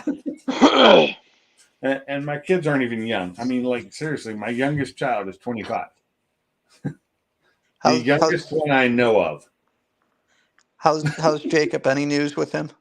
No, nothing changed. He's still in. What did we used to call that? Hotel something. Is he getting out anytime soon, or? No, probably not. It's been 4 months now, so he's probably got another 6 to 8. Okay. He hadn't even been to court yet, so they can push him that off. By the time he goes, he'll have time served and he'll be done. Seriously. He's doing okay though. As well as can be. He calls me about every week. He called me Monday. Usually he calls me on the weekend, but he called me Monday. That's cool. Yeah, it's all BS. I mean, most of what they got him in there for is BS. But I understand why he's at Hotel California. Yeah, kinda. Yeah. There was another name we used to call it. I can't remember what it was called. Oh, I've heard a hotel lockup, but that's just too out in the open and tells you exactly. But my brain. See, I can't even remember the old lingo. So how am I supposed to get all this new lingo? They change it daily. I see stuff when I'm just cruising through YouTube or TikTok or something, and I hear stuff, and I'm like, I have no idea what they're talking about. I don't know what they're saying. I am too out of touch. I'm an old man. I'm Gen X. We don't know. Well, that's the funny thing. I thought you knew, Mob. I really did. I thought you knew. It's been 4 months now. Happened right after I went through surgery. I told him not to move back to Washington. He did not listen to me. Did he have spouses back there or something, or a girlfriend, mother of his children? Got it. He moved back because he missed his kids. That is why he moved back. He could not stand being away from his kids, and I totally get that because I did the same thing when I was his age. I got in trouble, but not quite as much as he did because I wasn't that stupid. But I learned my lesson, and it never happened again. Right. For him, it's not the first time. So I learned after one time. That's all it took. But different generations, I am proud to be a Gen X and the forgotten generation. The generation that created everything for almost everybody, but they don't realize it. Well, it's definitely the forgotten generation because we're at the age that we're forgetting shit. I know that I had to switch from being an engineer to going into management because I Yeah. cannot keep up with the technologies anymore. Oh I've got my God, it's guys doing so all this hard. stuff, and I'm like, I can't do that no more. So I'm watching Mike at our work. He's our IT guy that works part time for us. He's been IT forever. He was IT in the Marines. And he's in his 60s, late 60s probably. But this guy's helping the new guy that works for us. It's one of our designers who's also going to be part of our IT team at work, and he's trying to teach him stuff on how to do stuff, and it's like changes daily. And because we're having to do like the full DoD certification for security and everything, like I have to switch to a 20 plus numerical password, alphanumerical password, 20 plus characters. Oh, that's easy. Just We're doing passphrases. I'll just create yeah. a passphrase, but it's got to have, uppercase, lowercase, number, at least one number, and 2 special characters. I already created one. I can create them daily. It's just remembering them for me is the problem because I don't want to use anything that's like can be socially tied to me. I don't want to use words and phrases that match each other would become something together. I want to use things that are completely independent of each other. Very easy. What kind of car do you hate? See, that's the thing. I don't want to do anything like it's social engineering. No, but it's not things that you I like. came up with something today that was a good one. That's a great starter, and I can change it I think we have to change ours every 90 days. Yeah. Yeah, but I just changed mine for the last time on the old password schema, so I'm good for another 90 days. And then I'll start using passphrases. And I'll just have to write them down and keep them with me just in case I forget them. I won't leave them stuck to my computer. I don't do that, although you have to sign in and get past our front desk to get into our office. But I mean, you could always do something like, "I really hate to fly. It sucks," and then put a number and an exclamation point. I know how There you to. go. Yeah, I know how to do that, and I love flying. So that's totally opposite of me. Yes. But whatever you pick, whatever topic on something. Today, and just- I built there you one go. today, and I saved it in a notepad, and I think it's 4 words, and then I've got like explanation points and other special characters, whatever, in between words. So they're not part of words; they're in between words, and then a number also thrown in that's not part of the word. It's just a number thrown in, Right. and it's something I could remember to type. It's not hard, and there's I just capitalize one of the letters, and it's fine, and the 4 words have nothing to do with each other. They're not something that you would know if you researched everything of my social media, everything. You would never come up with this. Ever. And that's what it's supposed to be. But even with that, if it's a phrase, you're not going to once the character length gets so long, you're really not going to break it. 14 characters, you're pretty much fine with. It Right. would take over 90 days to break it. We're doing what is it? Is it CISA? It's whatever the government's requiring now for Right. DoD stuff. For Because DoD. we're doing stuff with DoD engineering jobs, and so we have to have that our security up to their standards, and Right. it's taken like 3 years to get there. This is like servers and everything. It's a whole. Plus, the guys working part time, and they keep changing the goddamn standards. Like seriously, they keep changing them, but they have to because of all the hackers. And this company had it happen to them where they got a ransomware and they lost like 2 months worth of work. It was before I worked there. Wow. And so there's missing, like if we try and go back and look at stuff to try and find drawings for certain things, you just can't find them because they're gone. We lost them. They didn't back up to tape? Back then they didn't, no. And they don't do tape now, but they do an offsite. They do an offsite and an onsite backups. Yep. Back it up to Iron Mountain. Everything's done Everything's done better now since that happened. That was the catalyst that pushed this. And See, so the big problem with me is my mindset and my skill set is on-prem. So I'm great with doing servers, network gear, and data centers. But yeah. once everything went to the cloud, that kind of threw me off and I wasn't able to keep up with it. Now the big thing is it's going into AI. Holy shit, is that different? Oh God, the AI bullshit. Oh God, and the cloud. I don't trust the cloud. Not for security. I don't. That's why a NAS will always be my favorite thing. A backup NAS offsite. Because I don't trust the cloud. Because look at like Victor said, look at all the data breaches that happen constantly. Because Yeah. these companies that tell you your stuff is safe don't keep up with their security, and they have idiots working for them that can be socially engineered into giving up passwords. You know, or just giving up information. Later, Bama. Have a good one, buddy. Thanks for hanging Later, out Yeah, with us. Bama. So let's pivot back to cars. Okay. Otherwise, we're going to lose people with the computer jargon. Yeah, I know. Sorry, that was just work stuff. just when I was realizing what I had to do today, and it was just such a pain. And my mind isn't keeping up with it. Cars, my mind doesn't keep up with those. The new cars are fucking crazy too. So that's the interesting thing. I was talking to one of my buddies that he showed me how to do this and showed me some sites and I'm going to start doing this maybe later this year.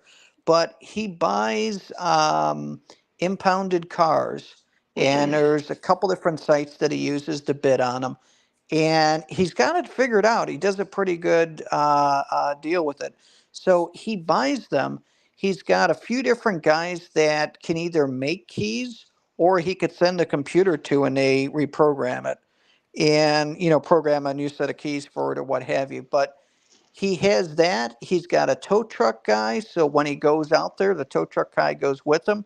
Whatever he picks gets loaded up on a tow truck, in which, since there's no keys for any of these, uh, there's it's not like you're going to start it and drive it off or drive it up a trailer.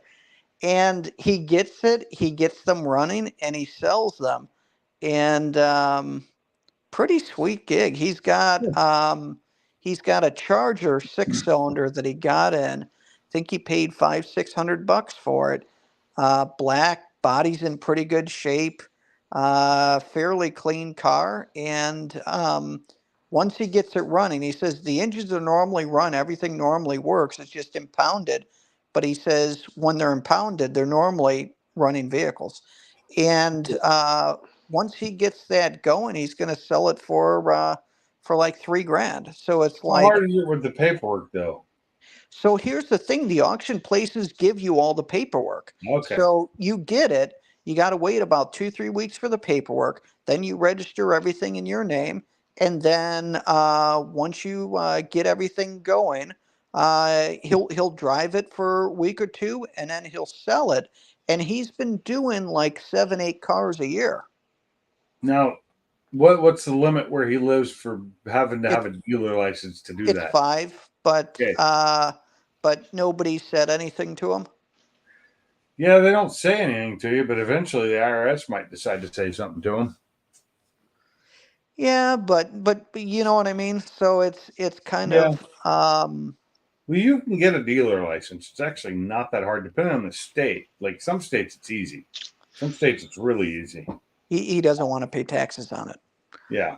So I get that.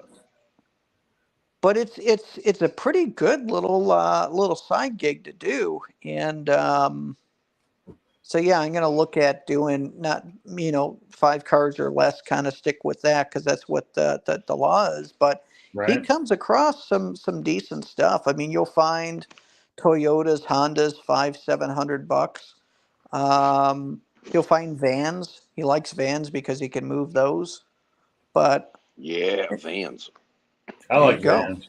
I love Vans vans. with a little window in the back. There you go. The little round Oh, boy. window. There you go. Shag I carpeting. need a white van with no windows in it, with the sign Pedophile van. spray painted on the side. I like old. I actually do like old cargo vans. That they're useful as hell. And if you want to, you can convert them and make them into all kinds of stuff. But a good cargo van, especially an extended, like the like an E350. Right. Yeah, it's a good Those truck. things are beast. Like now the new Transits are really nice too. If you can get hold of one of those, the older one, Those the are nice. bigger, they're great because you can stand up in them.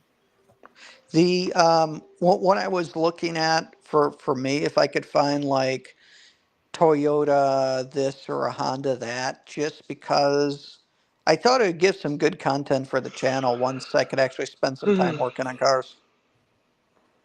Stop that yawn and climb up, damn it. Hey, man, I'm sorry.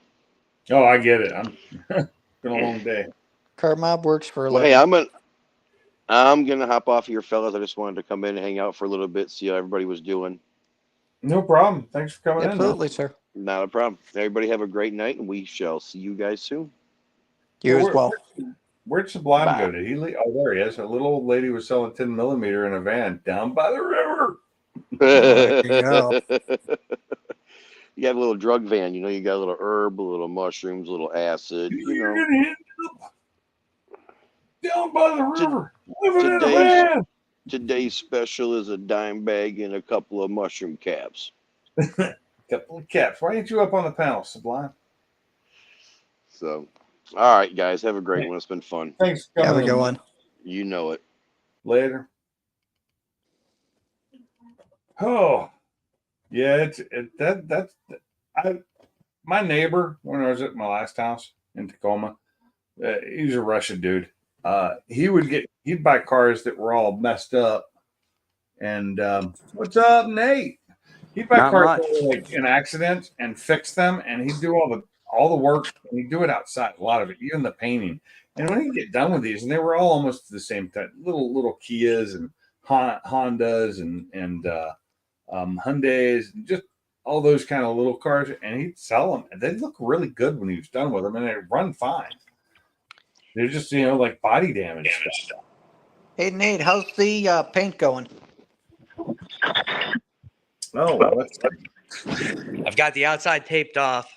Okay. This Gotta is do going this. into epoxy tomorrow, and I'm gonna divide it off right here. And then I can put my tape line right on the seam, tape off the center, and then I can get in the bed to do around it. And then I'll pull the tape and tape off around it and do the center. So you're painting, not bedlining, correct? I'm gonna paint it, and I might do a bed liner later, but this bed had rot problems here. I see that. Well, Yep. I've got it converted to where it's just pitted. Yeah. So I converted that. I had a few other spots. There's some spots up here. It's had a work cap on it. I had to replace this much of this corner. So this Yeah. has been replaced. I actually cut it out and welded in a new place. Damn. And same over here. It was all the way up here. I had to cut it out. And then whenever I welded it in, I had a Junk Harbor Freight welder, like the really old ones from like 20 years ago. Oh yeah, I used to have And one of it those. warped the metal from here to here. I had to remake everything from here up with filler. Wow. Looks I got good to pull it though. out the best I could. Yeah. What color are you going on the inside there? But it's gonna be red, but it's not this red. It's similar. It's got more orange to it. Is it okay? Okay. It's Ford's. It's called Torita Red, I think is what it was called. Torito? Yeah. And then I'm doing across all the way in the front here too. Oh, nice. Basically like a big mohawk. Yeah. So I'll do all of this, and then this will be done. I won't have to mess with it. And then the cab, the tailgate, I'm going to do the back of, which is pretty much ready. I just got a little bit more sanding. I've primed everything 4 times now to get it straight. Oh. And I got to do the back side of that. And fenders are both ready. The doors are almost ready. I got to spot prime a few spots right down there at the bottom. You can probably see the filler. So There's is a few the odds. outside going to be the same color? Yeah. It'll be red with it's called light opal gray metallic stripe down the center like they Down the have. center? This is actually the red that it'll be. I already painted this. Okay. Wow, I like it. So looks nice. I don't know if that's dust or there's metallic in it. It I was actually gonna looks say, like yeah. the camera. Yellow It's and a lot metal in it, darker but- in person. So That's your radiator. ground support. Yeah, my dad helped Yeah. me pull it out at Easter time. I was like, I got to pull this out. I Yeah. rattle canned it 8 years ago. I was like, yeah, that'll be good. Yeah, no, it was almost all. I haven't drove it nowhere. It's just sat, and it was almost all gone again. So I just pulled it off. I did all this where. Whoop. Yep. Hey. Ooh. I went ahead and did all wear bolts and everything, even though it's still crusty. I got it converted for the most part. I know it's going to rot out regardless, but I know the factory didn't even attempt to paint these things. No, Like I they poured didn't. off the first time, and it was like kind of dusted with some red, and that was the extent. It looked like this on the other Yeah. side. Yeah. So there's way more paint on it than the factory ever thought about putting on it. But I mean, if you look at the pictures of my car, that's the same way in the new cars too. Yep. Like the inside run barely has any paint on it. yeah. So I'm gonna do the hood, the roof, the A pillars, all the way back up along the drip edge, and right here on this seam. I'm gonna do this all as one, and then I'm gonna do this right here at this seam on the cab. I'm trying to find places I can have a hard stop and not bother it, to try to keep from whenever, because once you got to go taping everything off, I've got 24 hours to do it. So I don't want to have to mess around too much with I want to mess with as little as possible. So the roof and the hood, you'd see the same, the cowl, the back will never be seen. So those will be all the same color. Then all the sides, that'll leave me with basically, I'm going to do the door jambs with it too. And then I'll just have to just do this basically. Wow. And the sides of the bed and the sides of the fenders, I'm going to hang the fenders back on it. I'm going to try to paint it. It won't all be together, but it will be painted at the way same better time. though than it did, for all the time I've seen it in the background. Yeah, yeah.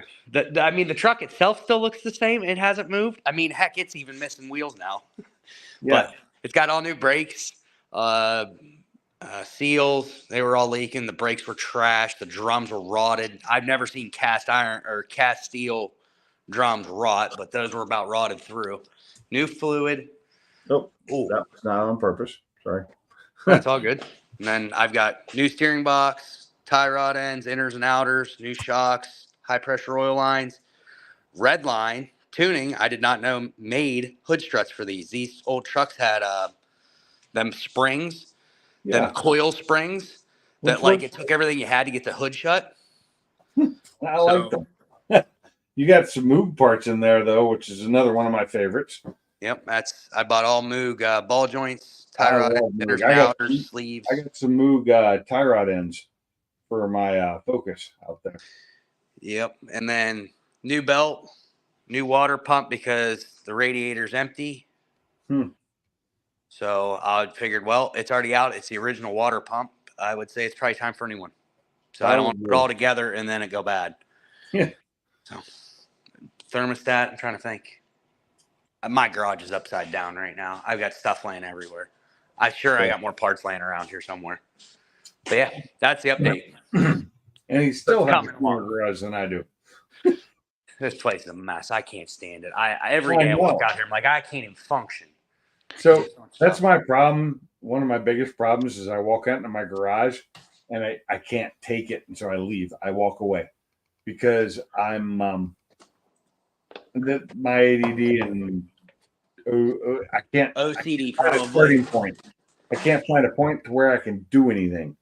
So I get overwhelmed with it and I walk away from it. And so I don't get anything done.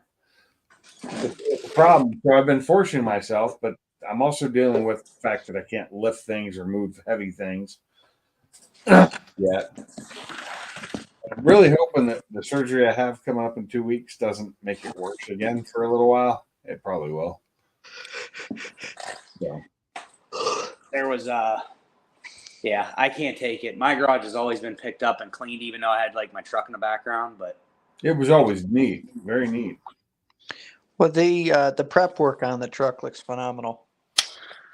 It's a lot. These trucks were not straight at all from the factory. It's amazing how much I've had to fix. It's just factory garbage. Like, I actually bought them hood struts just for the simple fact of those. You can tell whenever you shut the hood, you're actually the hood's trying to buckle when you're trying to shut the hood from them springs being so Oh, stiff. the old springs, yes, were very stiff. Yeah. So I know people that have actually kinked their hoods because they couldn't get them to shut. Really?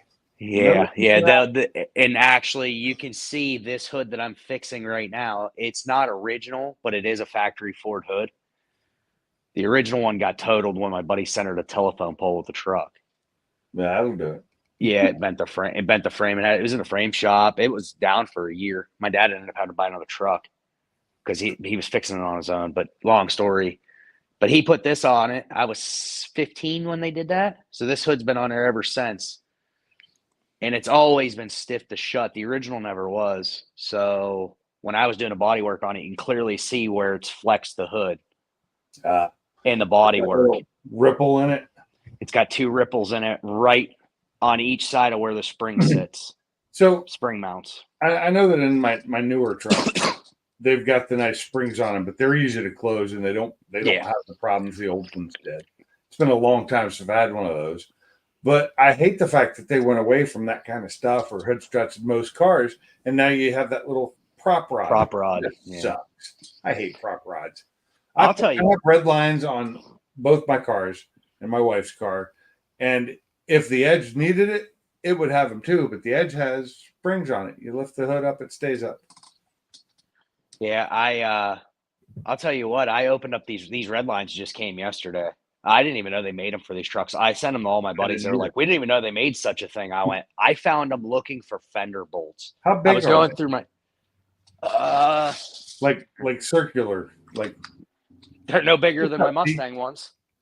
And 'Cause I I have. was gonna say, the Mustang ones and the ones on the Mustang and the ones on the Focus are pretty small. These aren't very big. Like, I looked at them and I'm like, what they showed a picture of was them with a fiberglass hood, and I went, well, maybe these are only for fiberglass. And you go to their website. I actually ordered them on their website, and it said OEM factory hood, Yeah. and you could choose an aftermarket fiberglass hood. Problem with fiberglass hoods, sometimes those are too strong and they'll break the fiberglass hoods or the carbon fiber ones. I've seen it happen. Oh yeah, they're about the same size, a little bit Yeah. longer. They're just a little Oh, longer. you went silver. They're Nice. no, they're zinc plated. Oh, zinc, but yeah. Yeah, they're not painted silver. They're not I got black. them. They were like an extra $30. I was like, I like those way better than I like black. the black ones myself, but that's just color of my cars. And the other I could have gotten them in a color, they'd have probably been red, like a race red, if I could have done it. But If I bought the black ones, they were getting painted the color of the truck. yeah, I did think about painting the ends. I did buy the quick something I did add on to. It was like an extra $7. I bought the Quick quick Connect. releases. Yeah. yeah. I don't know how many times I fought with that. Like, basically, once you put them on, you're never getting them off, or you'll fight for 2 hours trying to get it back on because the clip pops apart. So Yeah. I love my red lines. I won't buy any brand other than I've tried some of the other brands. I went back to red lines.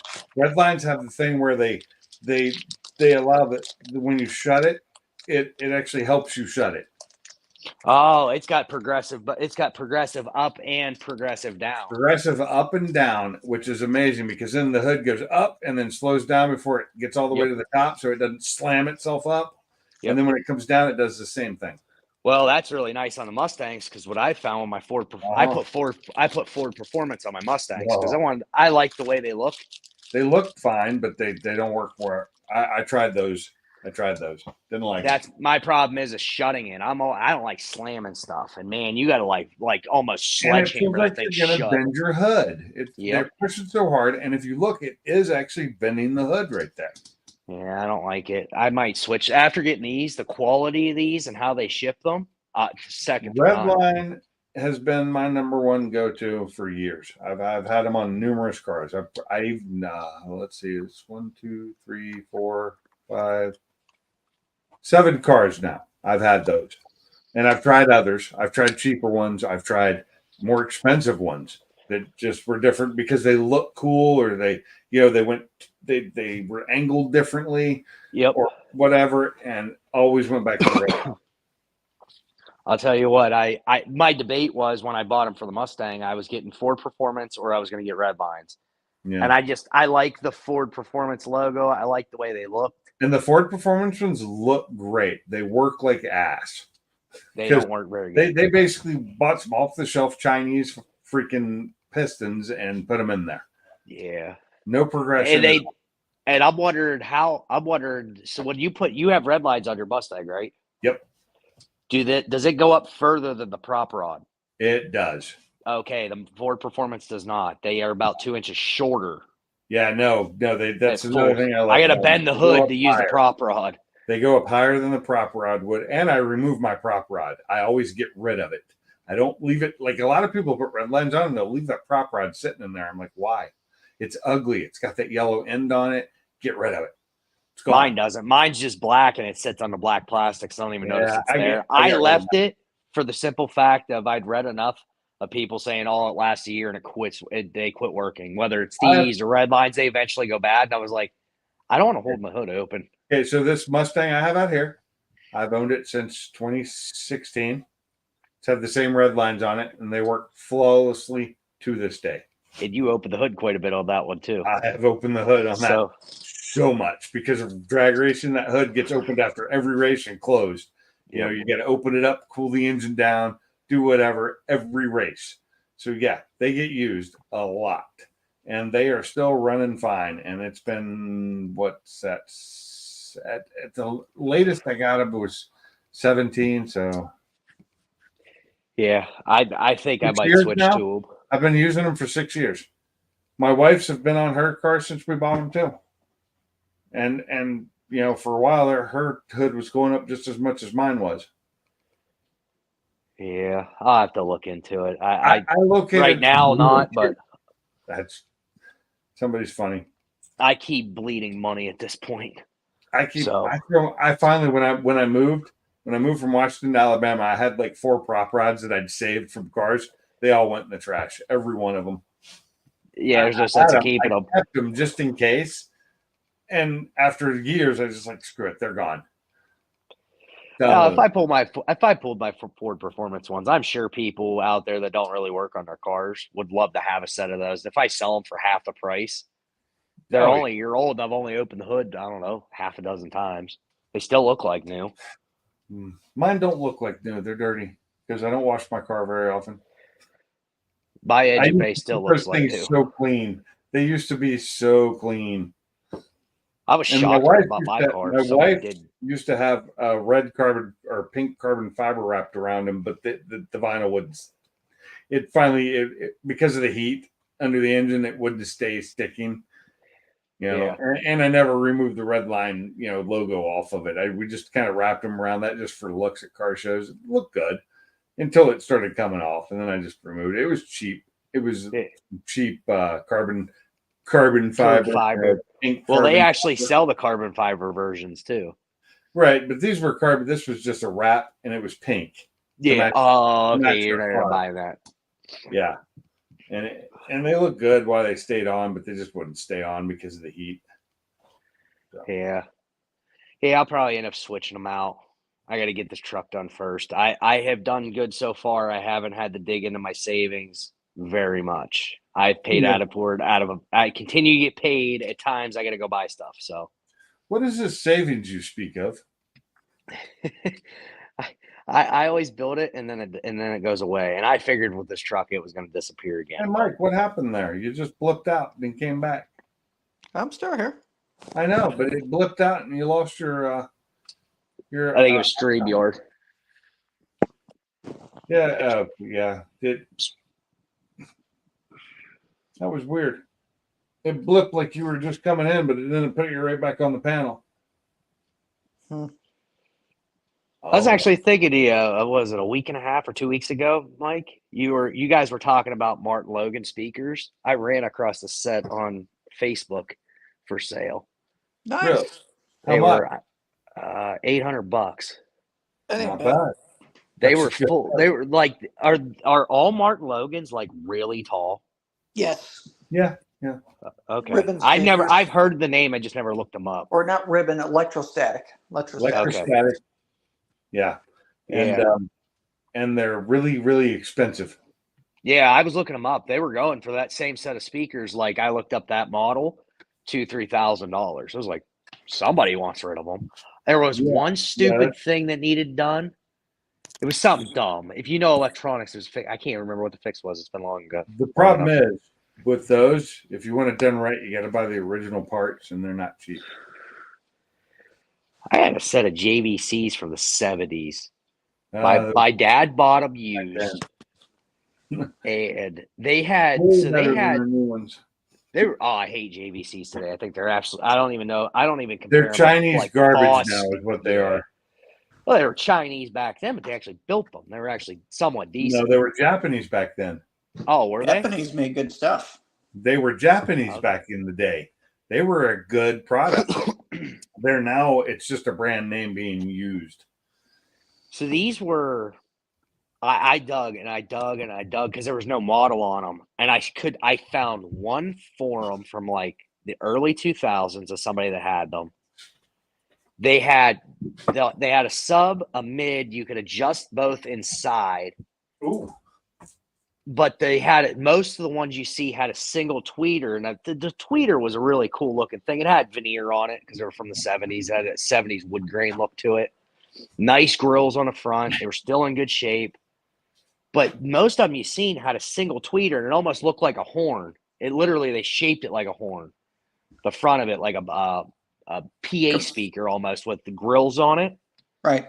Well, this one had dual tweeter horns.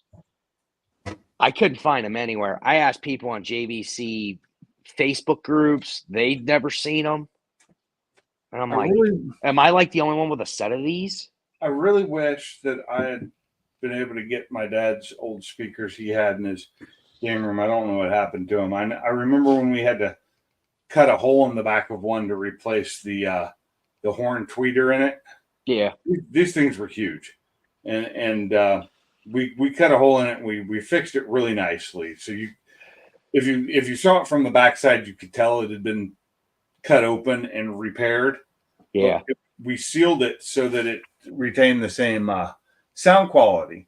But Yep. luckily where the tweeter was separated from where the woofer was, because all these speakers had was I think an 18-inch woofer and a very large horn tweeter in it. They were super loud, sounded amazing, and I don't remember the brand of them. They were really nice. Those were the ones that were really nice.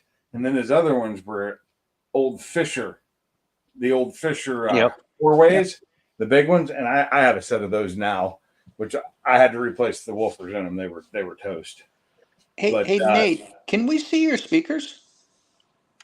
I don't actually have them anymore. I sold them.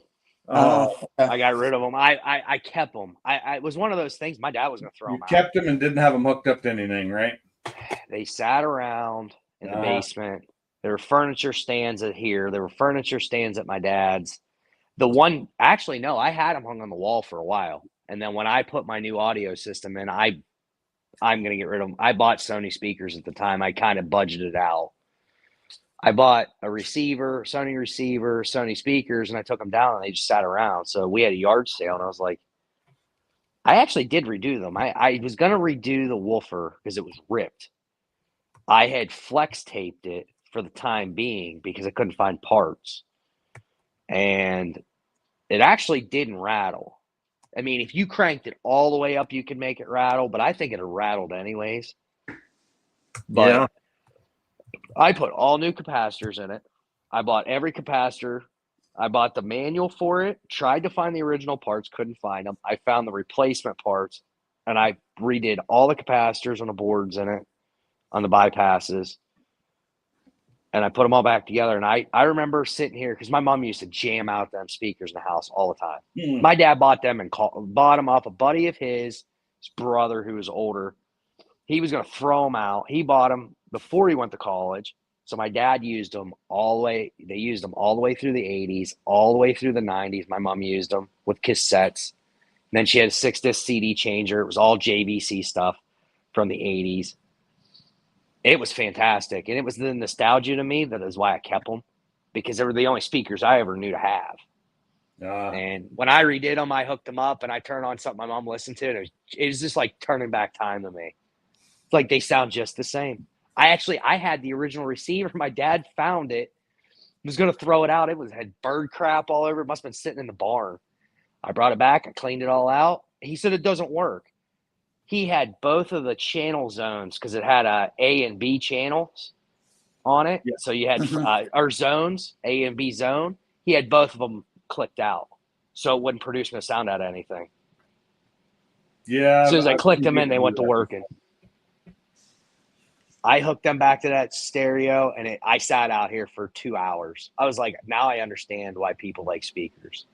Well, what I don't understand, so I went and bought a bunch of speakers and a stereo from somebody when I first moved here, just for the garage, and some of those speakers I have in there still. In fact, that's where those Fishers came from. And the Fishers worked fine, except the woofers needed replaced, and I replaced those pretty cheaply. I personally just think I need to rewire them on the inside and get a better crossover for them. Yep. Like an actual 4-way crossover instead of the 3-way that it's got in it for four different type of speakers. And some larger wire to actually carry the wattage, because it's running like, I think 20 gauge on some of them. The woofers now have 18 on them, which is probably plenty for the power I'm giving them. But the stereo I got from the guy, which sounded great because I actually listened to it, played with it, tested it in his house. And I grabbed it all and took it home. And when I got home, it didn't work. It wouldn't put out any sound. And I'm like, what the hell happened between there and here? Tried everything, checking to make sure the zones were turned on and all that. I finally ended up giving up on it, took it apart, couldn't find anything wrong with it. And I finally just got rid of it because I already had a Yamaha anyway. So whatever I've got out there. The only problem with the one I've got out there now is the display on it so dim you cannot read it, even with the lights turned off. And I've got the dimming turned off on it. It's just so, but I just know that I either go to FM or I go to TV where I have my Bluetooth thing hooked up for my phone. And then upstairs I've got my good Yamaha with the Polk speakers and the Bose speakers and the clip speaker, and none of it's hooked up. Trying to see if I can find a picture of one of these. Yeah, and the Bose I have some old 301s, but back when they were made with wood, and they were twice the size that they are now. Because they made them way smaller, the bookshelf speakers, and they make them out of plastic now. I have the last of the Series 3 that I bought back in 1991 at the PX, and got them. Yeah, and they still work great. I don't, I know Bose is not top of the line. It really isn't. It's the consumer top of the line. It's not even. That's my definition of those. Okay, they are somebody that doesn't know anything. They are top of the line. Yeah, but these are the bookshelves. These were made to be my surround speakers, so they weren't needing to be super speaker. I have my Polks. I have some Polks that are my mains, and they're nice. They're the Polk Towers with their biamp. They're biampable, but I've got them. I don't have biamp on them. But I have some nice Polks in the front, and I have the Bose front surrounds are the 301s, and then the rear surrounds are the little ones that go up in the corners.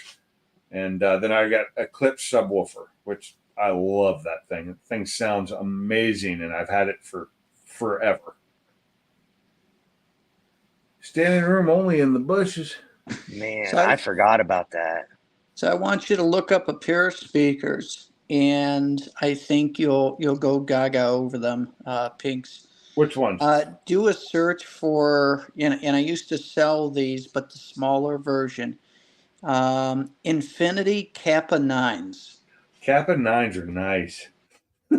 I've heard of them. I feel like if you pull up a picture of mouse, I'll know what they look like. Yeah, I'll try and show it for you if I could pull the picture up. Let me see if I can type correctly. I can't even spell There's the infinity right single now. horn version. Yeah, I got a picture. Hold on. I was working on it. Damn it. Let me know Oh if you yeah, can there's. see it. Hold on. Let me see. Let me get full screen here on mic. And bam. I Yeah. don't know a ton about speakers, but I'll tell you what, they are an artwork to me. A lot of these companies, even the old ones. Oh, I don't have my camera on. I switched to me. See, because I found these, which is a Yep, picture of an actual That's one, and them. those things are amazing. I had a friend who had a set of these, and oh my god, they sound so good. Hey, later, T. Thanks for coming in, man. See it, T. Hey, look. Those were really good speakers.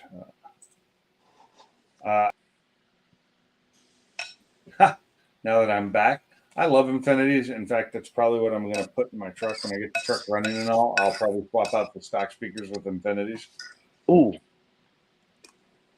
because I think their car speakers are really good too.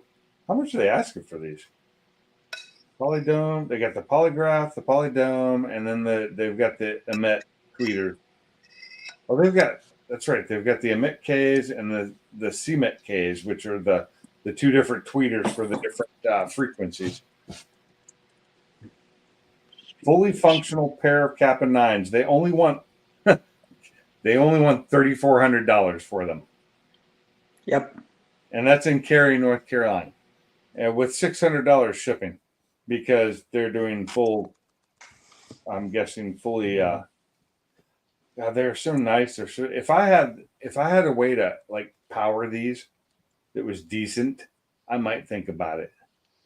Yeah, they got the super tweeter, the mid bass coupler, and these all have controls. The Polydome mid range control on the back, and then they've got the high pass and the low pass input. Yep. Wow, these look really good, and they're not new at all. I mean, they don't make these anymore. There's also a tweeter on the back. Yeah, the back tweeter. Yep. That's for the reflecting high tones. Yep. Wow. Wow. How old are these? They still want $3,400 for them, but they are not new at all. I'd say 90s Yeah. because that's when I was selling that stuff back then. Yeah, because I don't think they've made these in a while. No. And they don't. It's sad. They do make speakers now that are probably just as good and probably cost just as much, or more, and they work probably just as well. I would not say they're smaller. Anybody who thinks that like Bose Acoustimass is a lie, it's a true lie of a system. If you want more sound, you are not getting it out of smaller speakers. No. Because to produce certain frequencies, you need certain size speakers, a certain size of cone to be able to produce a specific frequency. So I'm getting need more water. My mouth is dry. Where? God, I cannot believe I don't have a There we go. picture of these. Oh, your old JVCs. I found the back picture of what must have been when I put them at the yard sale. So I'm backtracking from there. That was July of 22. So I went back in my pictures. Now I'm looking. Yeah, the Wayback Machine. I cannot. I wouldn't believe that I didn't take a picture of them. Oh, I don't have pictures of my old ones either because that's before digital.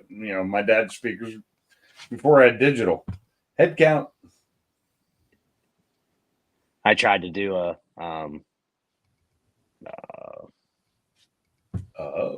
what was it? I tried to do Google search. I can't find any. Damn Google searching. You damn Google searching now. What the hell? Mustang stuff. I was probably more worried about taking pictures of my Mustang because I just bought it at that time. Yeah. I can't spell. Let's see here. Trying to find the speakers I was looking at earlier today. There they are. Hold on here. All right, let's see. I knew I had a pic. I knew there was no way I didn't take a picture. I'll use swap. So front back. Whoa. They were just a unique looking speaker. to I me. know that I've seen those. I've never owned a pair. But I've seen them before. Very Yeah, nice. I kept in seeing them with magazine- the I've single. probably seen them in magazine ads, most likely. Those were the speakers, and that was the stereo right there. The match. Wow. My mom had the whole the cassette deck separate, the 6-disc CD changer with the record player on top, and a giant entertainment center with the glass front that matched the speakers. Hmm. And they survived all these years. That I actually thought the stereo was gone, and my dad found it. He was going to throw it out. He's like, "You want it?" I was like, "Absolutely." Just the same as the speakers. Like they had issues on the sides, like the veneer was coming off of them, and they didn't look the greatest. That you could tell they'd been used, but like the fabric was still in. Other than the little rip right there's a rip there. Yeah. Other than But they had that, the dual cones up top. yep. And most of the ones I found at that time were singles. And they even had, I think, if I remember correctly, let me zoom in on this picture here. I think this was a light. Yeah, overload indicator. And they had an overload indicator in yeah. the center that would light up. Got it. That's a save the tweeters from overwattage. Yep. Yeah. We never pushed them hard enough to ever do anything with it, even after. I cranked them all the way I out. like those. And it I didn't bother really me. like those.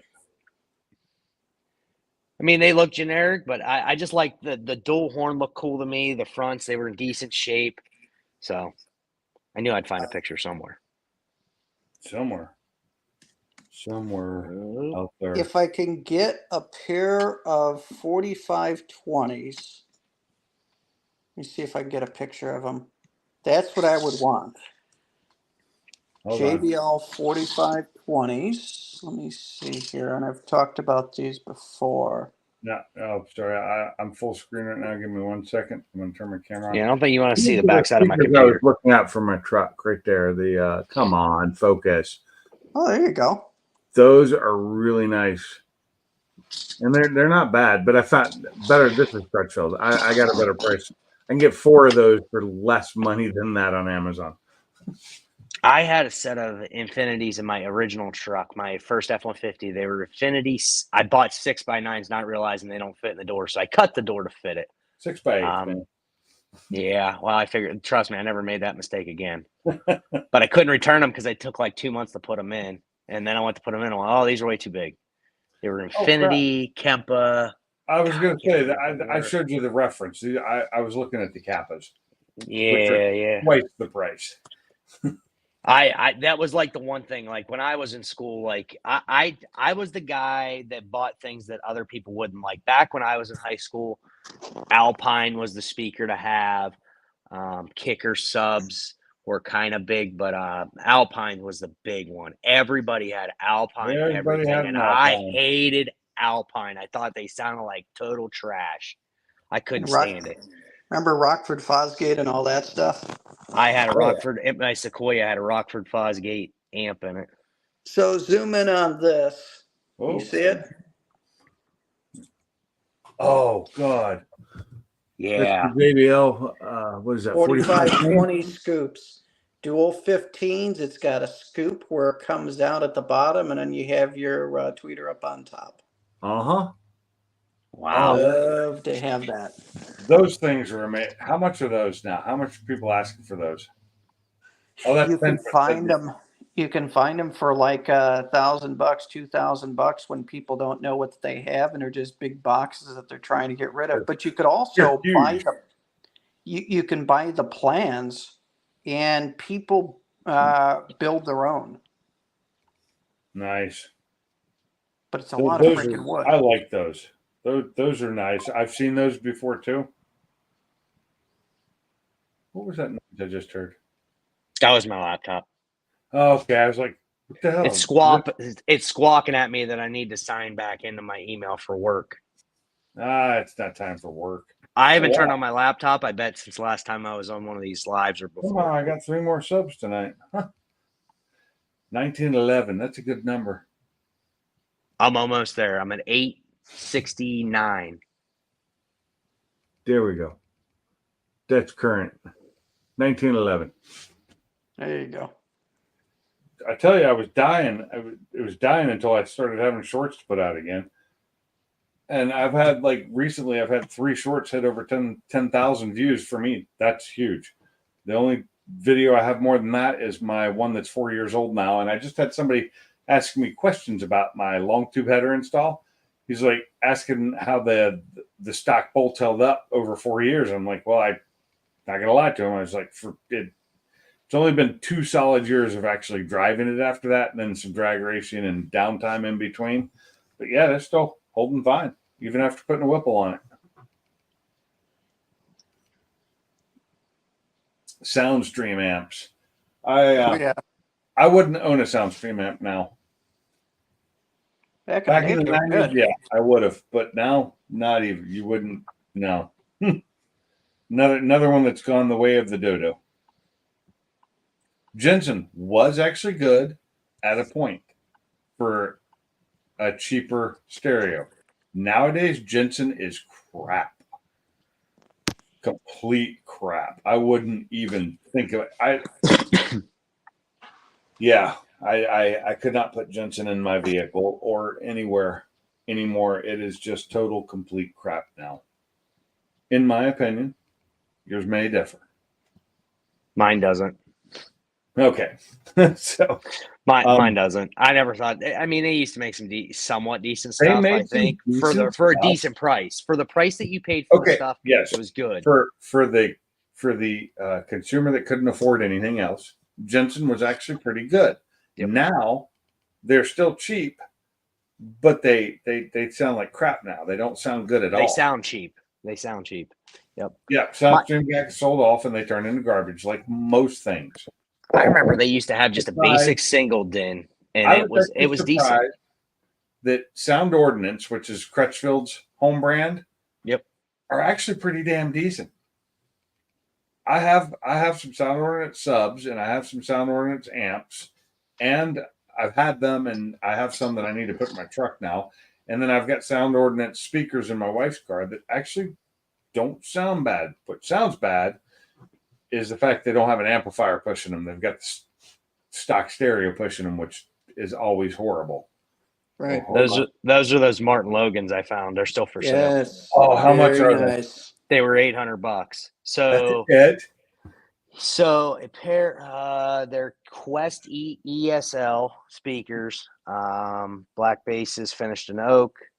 The large panels were replaced by their previous owner, but they don't output. Oh, they don't work. But he put new panels in it, so I don't know why somebody hooked something up wrong. Is my thought. But they don't work. No, And they want $800 for something that doesn't work. And how long have they had them up there? well, I mean, it's been 3 weeks, I think, since I found And them. is that like local to you? Yeah, they're So probably about 35 minutes away. Probably no shipping and all because they're expensive to ship stuff that big. They're worth Yep. $300. Yeah. What'd you say, Mike? 300 since they're not working. Yeah, they're not worth I thought they worked, but it was like something dumb. Might have been another set. I've been looking at speakers because when I move, I'm gonna probably get rid of these Sonys, and I might upgrade my receiver. I actually got it. So Sublime said this, if you didn't see. The fell off the truck speakers out of the vans. I actually bought some of those one time. I bought them more than once. I bought some one time that were actually really, really good speakers, and I ended up selling them for over $1,500. I bought them for like $200. Wow. They were really good name brand speakers that they were stolen, most likely. I'm guessing because, and I don't remember what brand they were, but they were a high end brand. I probably could have sold them for 3 times what I sold them for. Hey guys, I'm gonna get some sleep. I'm gonna get up early and start working on the shop. I took tomorrow off to get a little bit done. Thank you for having me. I was actually supposed to be off Wednesday, Thursday, Friday last week, but had to work, so I had to cancel my my vacay. So I was able to take tomorrow off. So hopefully get some stuff done. Well, I hope you get what you need done. Have a good evening. Thanks for coming in. Appreciate it. Thanks for having me. See you later, Mike. All right, No, see no you. problem. No problem. You All right, bye. keep turning my Hey. camera off. I don't mean to. Is that a MacBook you're using there? Yeah. Oh my God. I'm sorry. I can't be friends anymore. You use an iPhone as well? Yes. Oh my God. Oh, hold on. You know what? I will say this, that like How about the 90%. AirPods? Oh God, I can't stand AirPods. I hate the little dangly things sticking out. But if they work, they work, you know? I don't Um, like I honestly hate these ones. These are the threes. I hate them. They don't fit my ears. They're too big. So like if you lean over for very long, they fall out. I get so mad. And I don't like they have the earbuds. I can't stand earbuds. So I'm old I'm an school. I earbud like the guy. big ones. I'd rather have the big I'm at over work. the I'm ear. using earbuds. I've got my Bose and I've got my sound cores, and I love my sound cores. I use those more because they're comfortable. Yeah. They're super comfortable. The Bose aren't as comfortable, but they work better. And I use my Bose for when I'm at the range because their sound deadening works for everything except for my my 308. On that, I need a little bit more. They work, but not quite well enough. So But, I tried the AirPods. They're the Pro. That's what they are. They got the earbuds on them.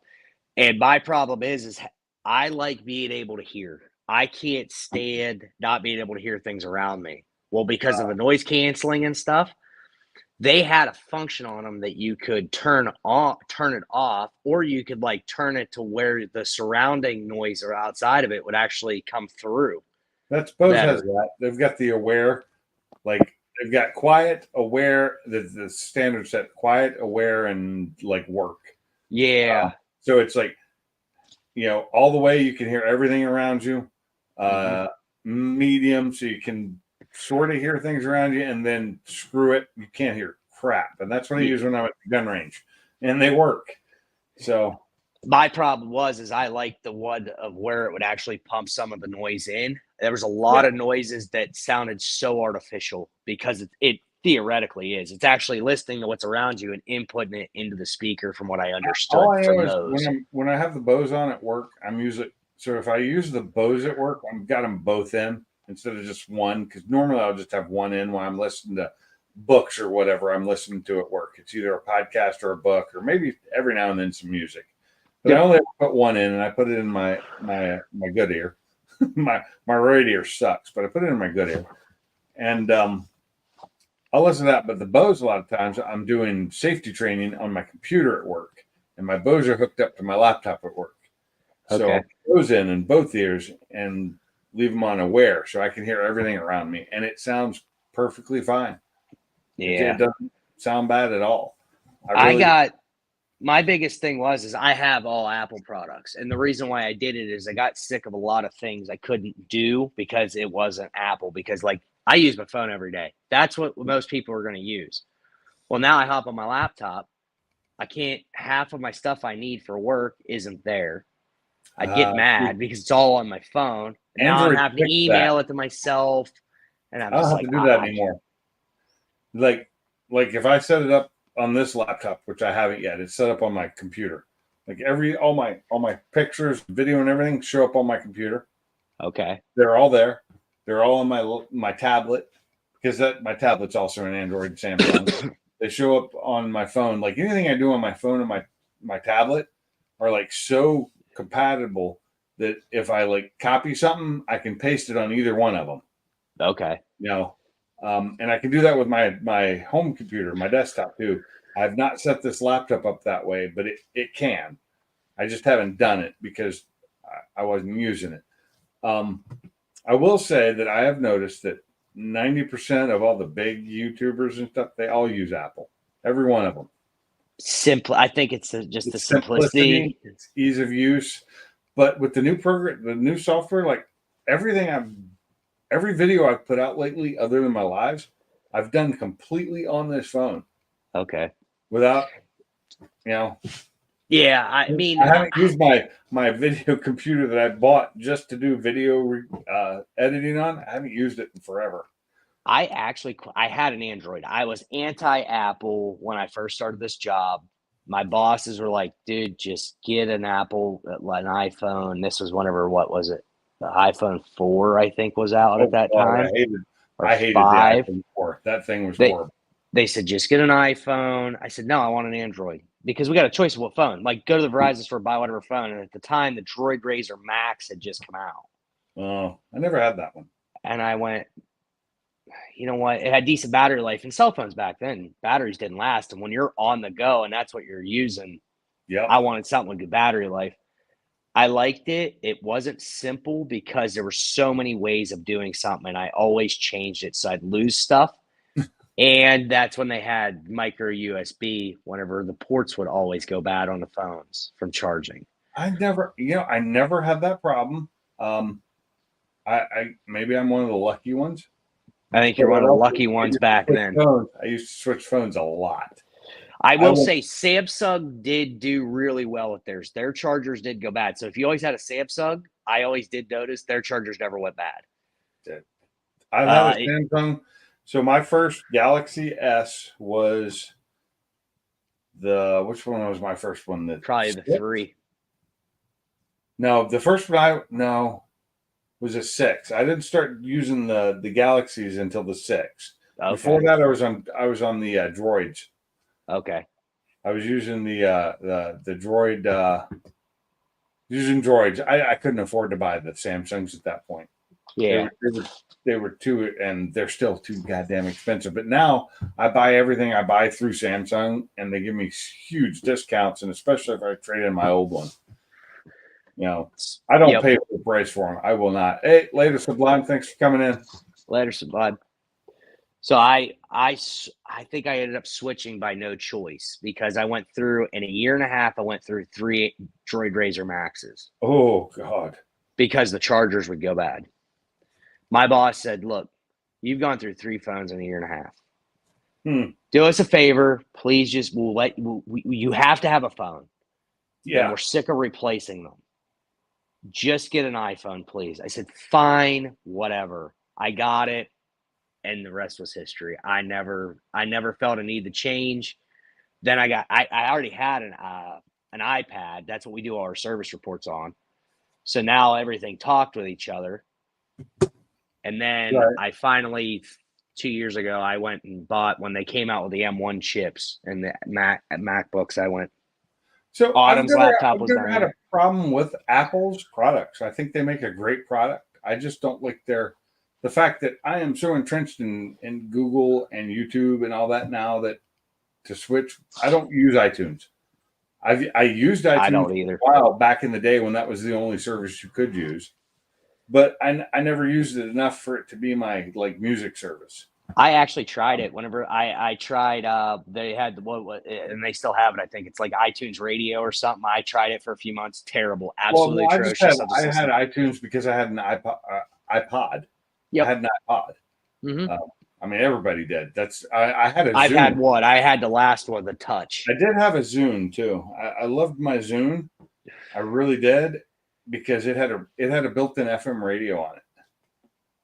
So I loved my Zune. It was the big old Zune. I don't think it was a touchscreen. It had a huge screen on it, but it wasn't touchscreen. You had to use the buttons down below. I loved that thing.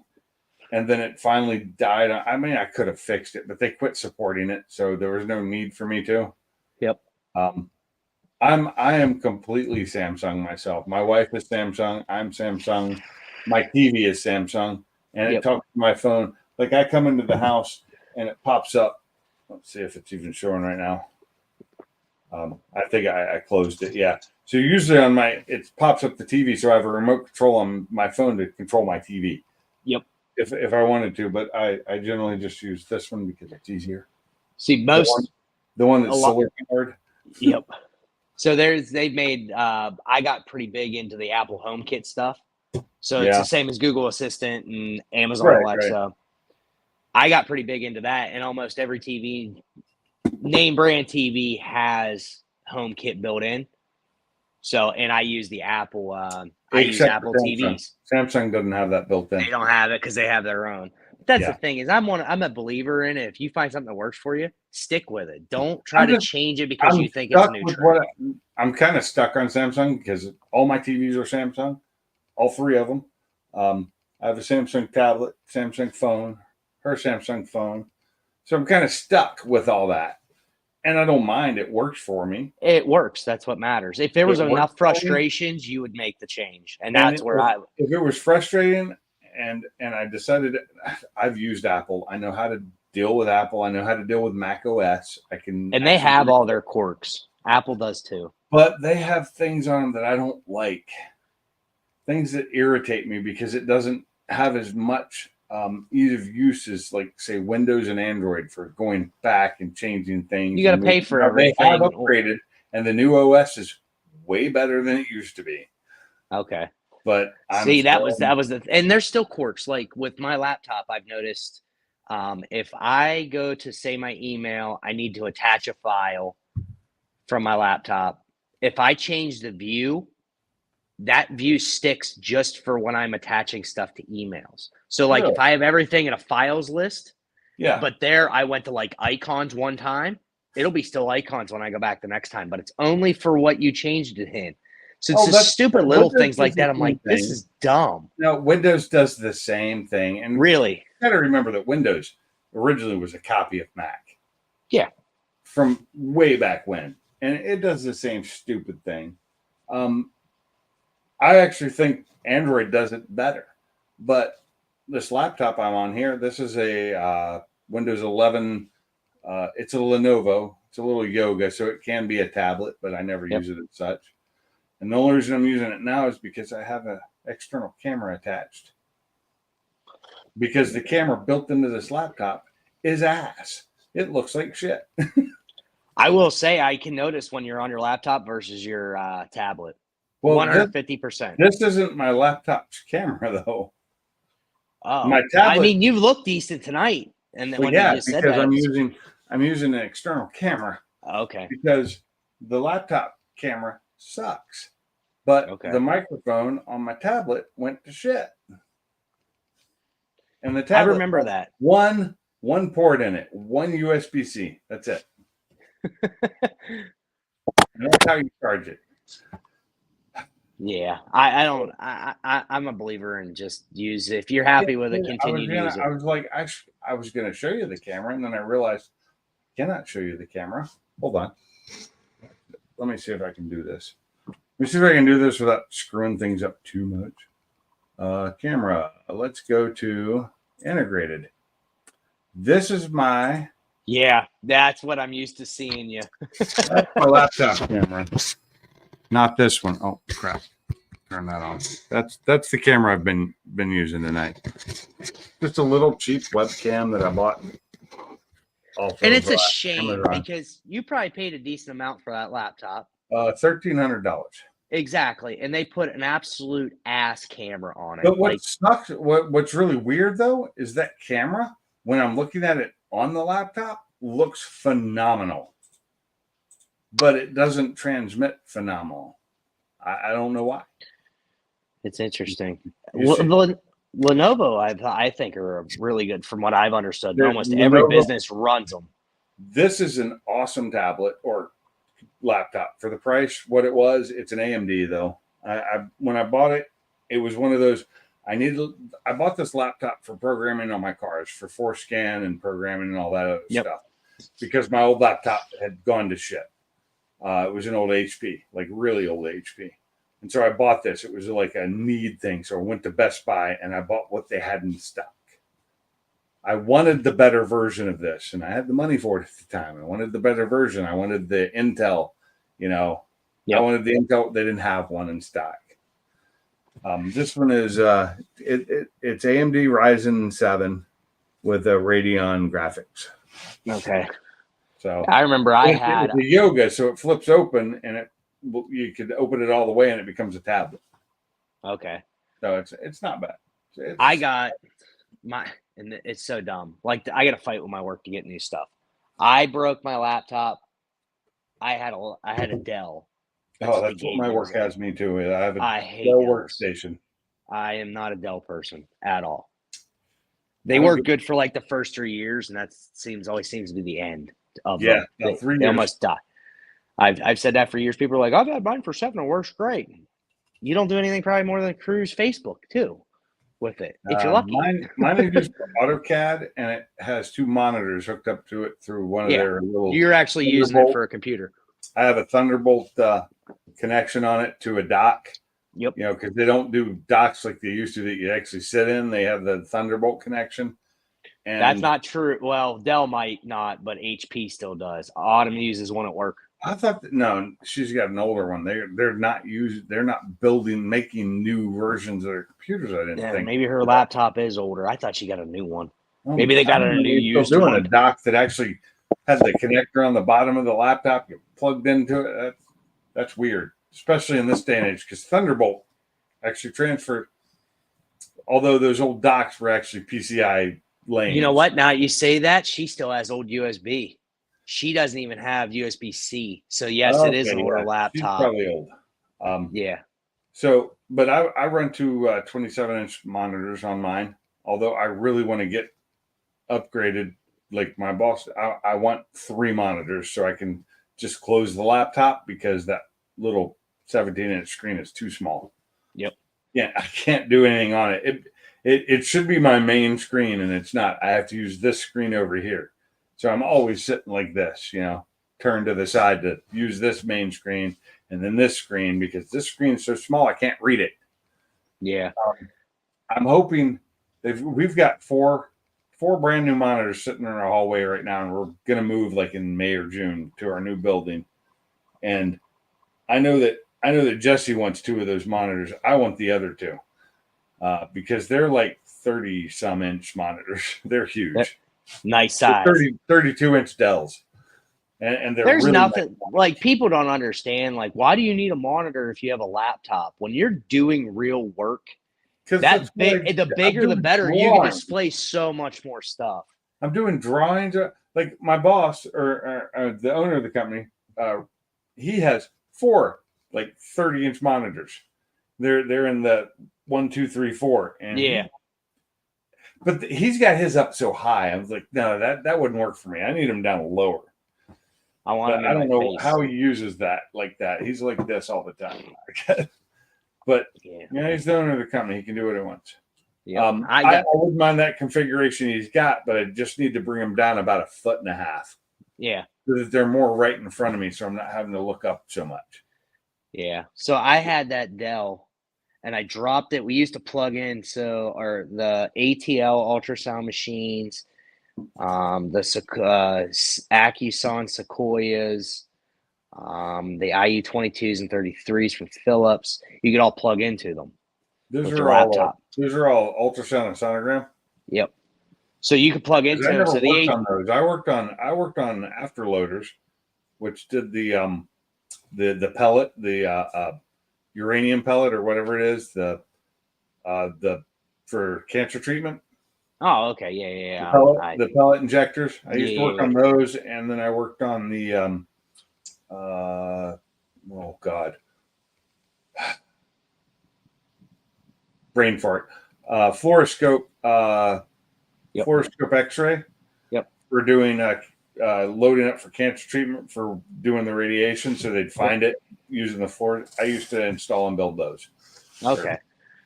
And work on those a long time ago. Yeah, so we used to be able to plug into those. Like you could see the boot process in the Sequoias, so you could tell where it was stopping in the boot. You could tell what was going on. The ATLs, I forget why. You could hook into the HP 5500s. HP used to make ultrasound. Yes, were HP was really fantastic. good ultrasounds actually. HP and ATL, and they were both purchased by Philips. And Philips was still gonna to say, this day runs both HP still the manufacturers. Philips, but Yeah. Philips still makes a good product. Yeah, and they still base their stuff off of, if you look at their architecture and how they do things, they're still based off of the ATL and HP stuff. Oh, of Because course. Philips couldn't make an ultrasound, so why would we? So this is what I hate. Philips was smart and bought 2 fantastic companies. One for HP was really big in cardiology. ATL was big in actual ultrasound departments, general radiology. Right. So they bought both their companies and said, screw it, why would we build it? We'll just keep building on their architecture. Siemens, on the other hand, took Acuson, who was really big in cardiology. They had the number one cardiology machine in, I think, like 2 years in a row. EKG. They bought them, and then they just changed all theirs. They literally did away with that model altogether, and they just strapped the name on all the trash they'd been selling. And then they put the Siemens name on it and made it really hard to work on. Yeah, they're terrible. They're horrible. So we use very seldom. We use Siemens PLCs, and it's only when a customer requires Siemens, because Siemens Hey, good night, Victor. Thanks for coming in. Night, Victor. Siemens PLCs, they work great. I can't say they don't work good. They do, but their software is a freaking nightmare.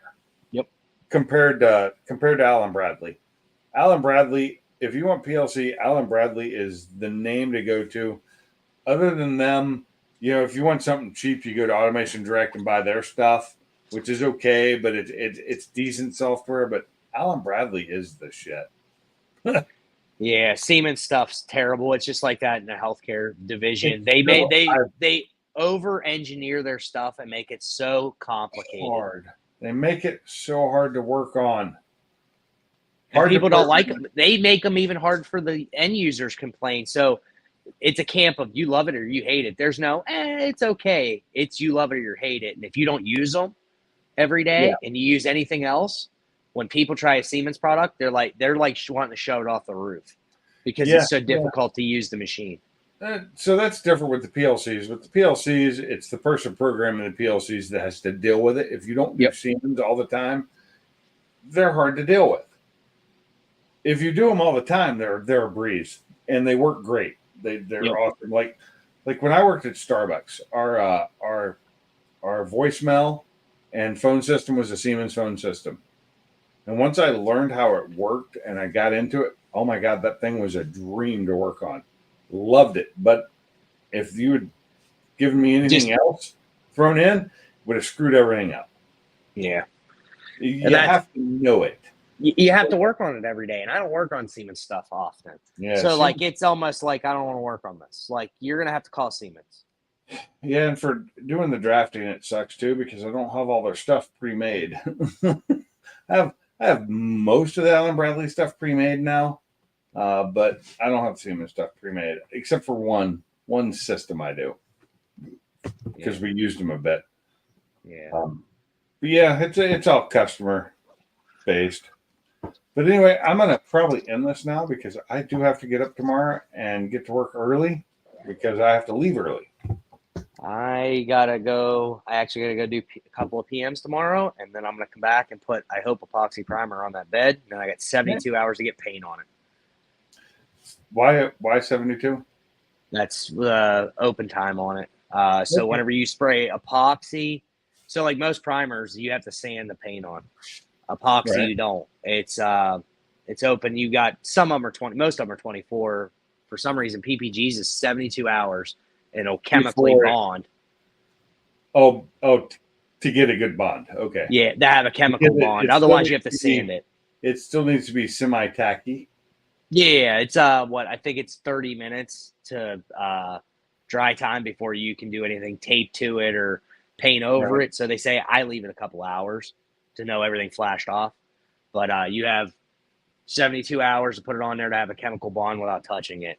And if you don't, then it hardens up to the point where it won't bond anymore. Okay. Correct. It don't have a chemical bond no more. I like to try to get paint on there as fast as I can because I always think the closer to where I shot it versus the end, the better chemical bond there is. Because you get out there around 70 hours, how much chemical bond are you going to have? Yeah, you start questioning. 24 would be probably the longest you want to go. I'm probably going to go 48 because I got to go, but I'm also going to spray a sealer on top of it. So I'll actually spray my epoxy down because it's bare metal. They require 2 coats when there's bare metal. Right.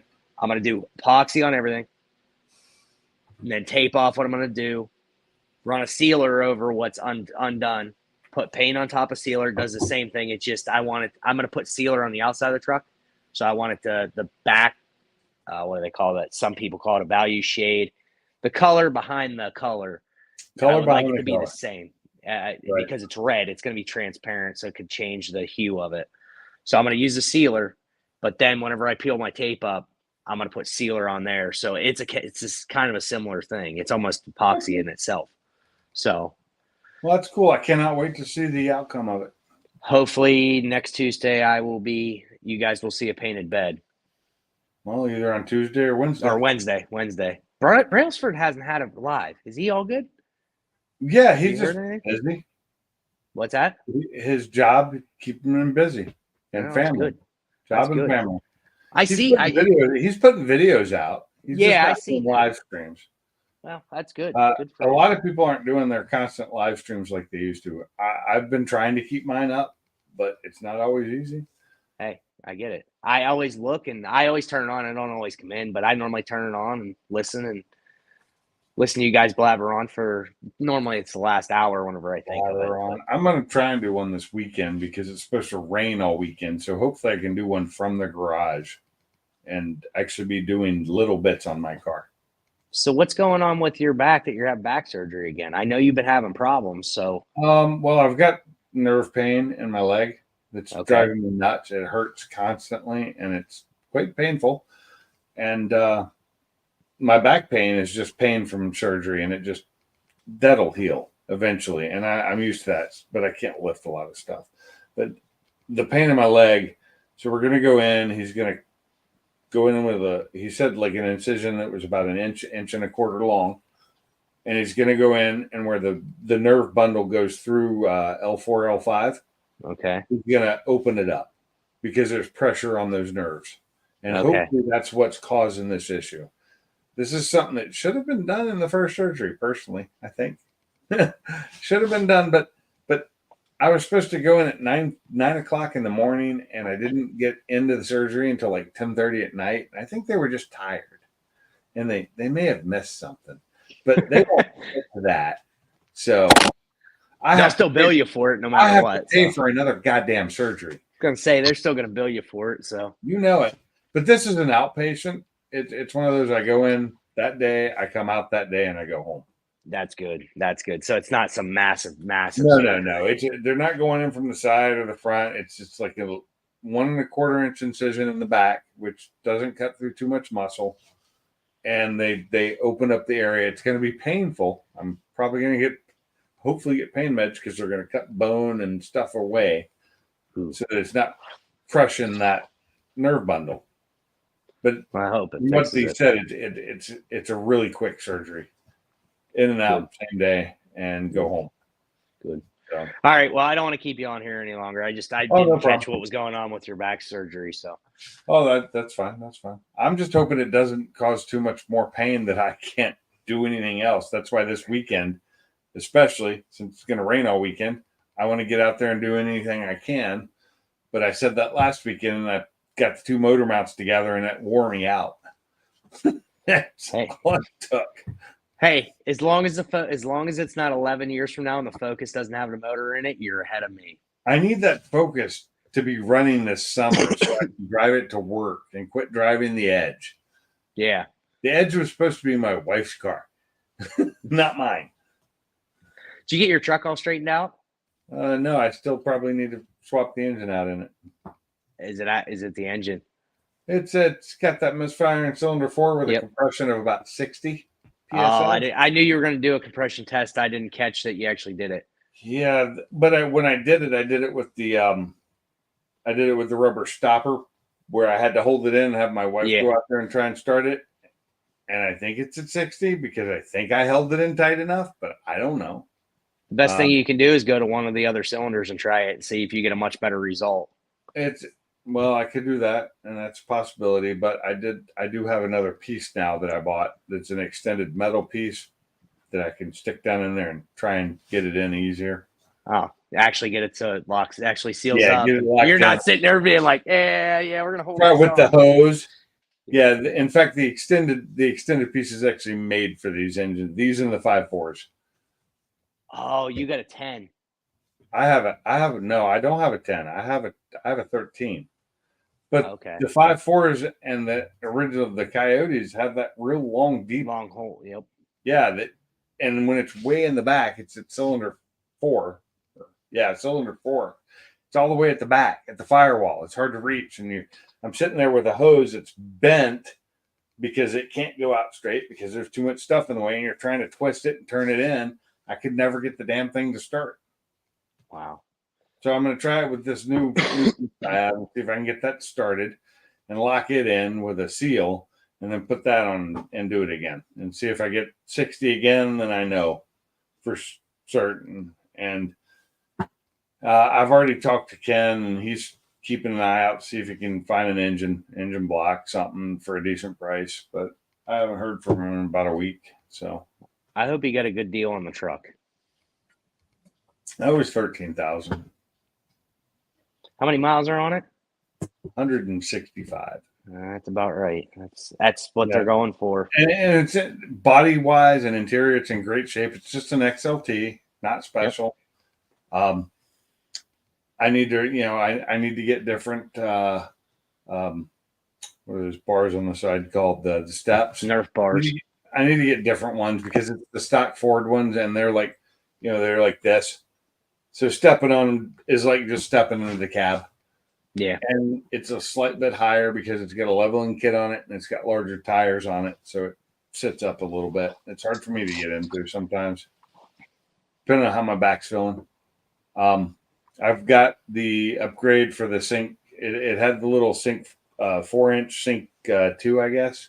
Little Yep. 4-inch screen. Yep. But I got the upgrade to the Sync 3 8-inch screen. Get that done. But I realized, though, that the Sync 4-inch is not the original. That came with the Sync 2 blank, no screen. Because the little thing over it was not the same color as the rest of the cab. Interesting. Yeah, so somebody had done an upgrade to the 4-inch. What year? What year is it?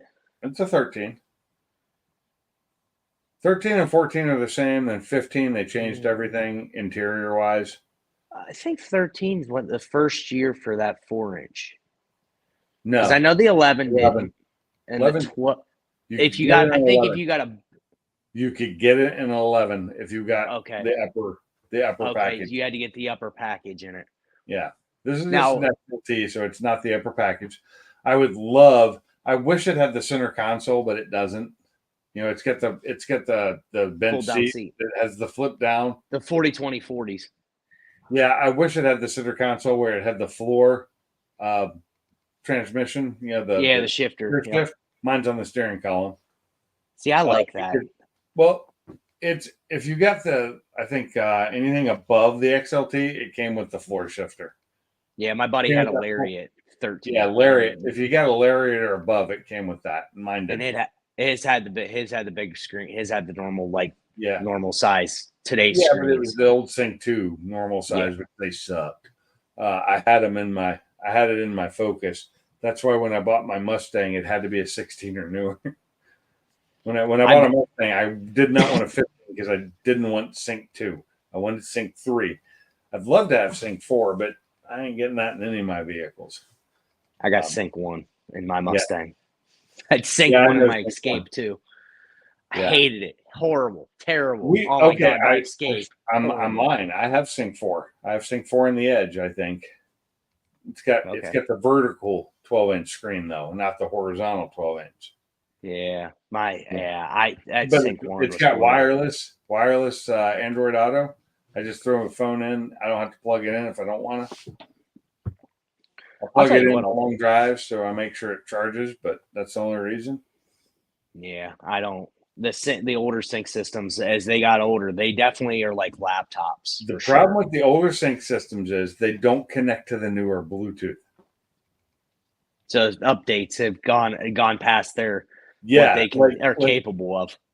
we had a problem with my wife had a 13 or 14 the S197.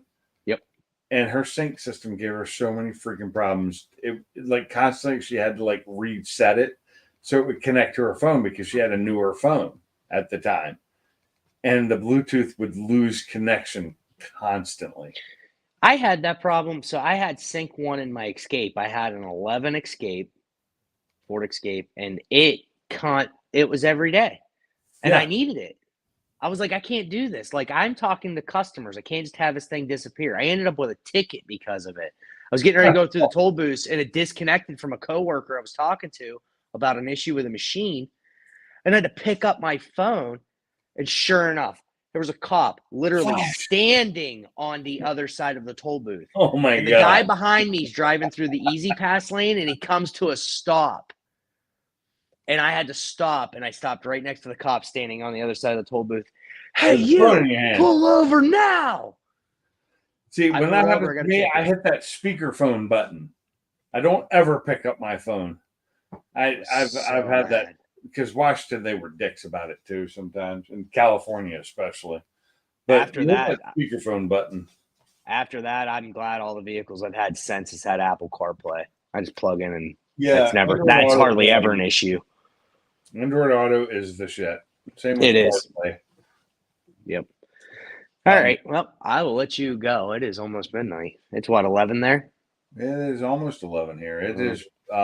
It is about 50 minutes past my normal run time for my Wednesday Night Lives now. Well, that's because I'm Usually on. I go 2 hours. I've gone almost 3, and there's still 5 people in here, other than you. I almost, you guys were live on, what was it, Saturday? I don't know. You set up a stream and didn't run it. And then Yeah, you went that to it way later for like Yeah, 7 that was minutes. because Mach 1 started one, Yep. and I jumped into his, and then when his ended, I went to mine, and I was on, and it was like nobody was. There were like people popping in, but they weren't messaging. And then I got messages later after I shut it down, and I shouldn't have run it anyway. I was ready to pass out. I'd been drinking, and I ran live. At 7 minutes in, I was like, okay, I'm done. Nobody's coming in. Nobody's talking. I missed it by 2 minutes. Yeah. minutes. I was And watching I the video. It was shut like it down. 15 minutes long. And 2 minutes later, I was in bed, passed out. I was gone. I was done. I was tired. It had been a long day because my dogs don't let me sleep in the mornings. So Neither is my fiance. yeah, 6 o'clock, 6:30, I'm up, no matter what. She gets me up for work before she leaves, but then on the weekends, I mean, by 10 o'clock, Yeah. 9:30. No, I don't. Hey, do you want up? 6:30 at the latest. I'm like, no, I don't want up, but I'm already up, so I guess we're gonna get up. So on the weekend, 6:30. That's. Oh no. I'm still like a college kid, even. I though think I'm my 32 dogs years let me old. sleep in until 7 one time. Well, that was actually a couple weeks ago. My dogs let me sleep till like 9 a.m. before they woke me up because they wanted to eat. Because they usually get fed at 6:30, 7 o'clock. You know, that's their food time. You got to get an automatic feeder. No, I can't. No, they both have 2 separate foods they have to eat, and they have to be monitored so the one doesn't eat the other's food because of allergies and shit. So, and it's fine. They're not mean about it. They're nice about it when they wake me up. Just like, hey, lunch.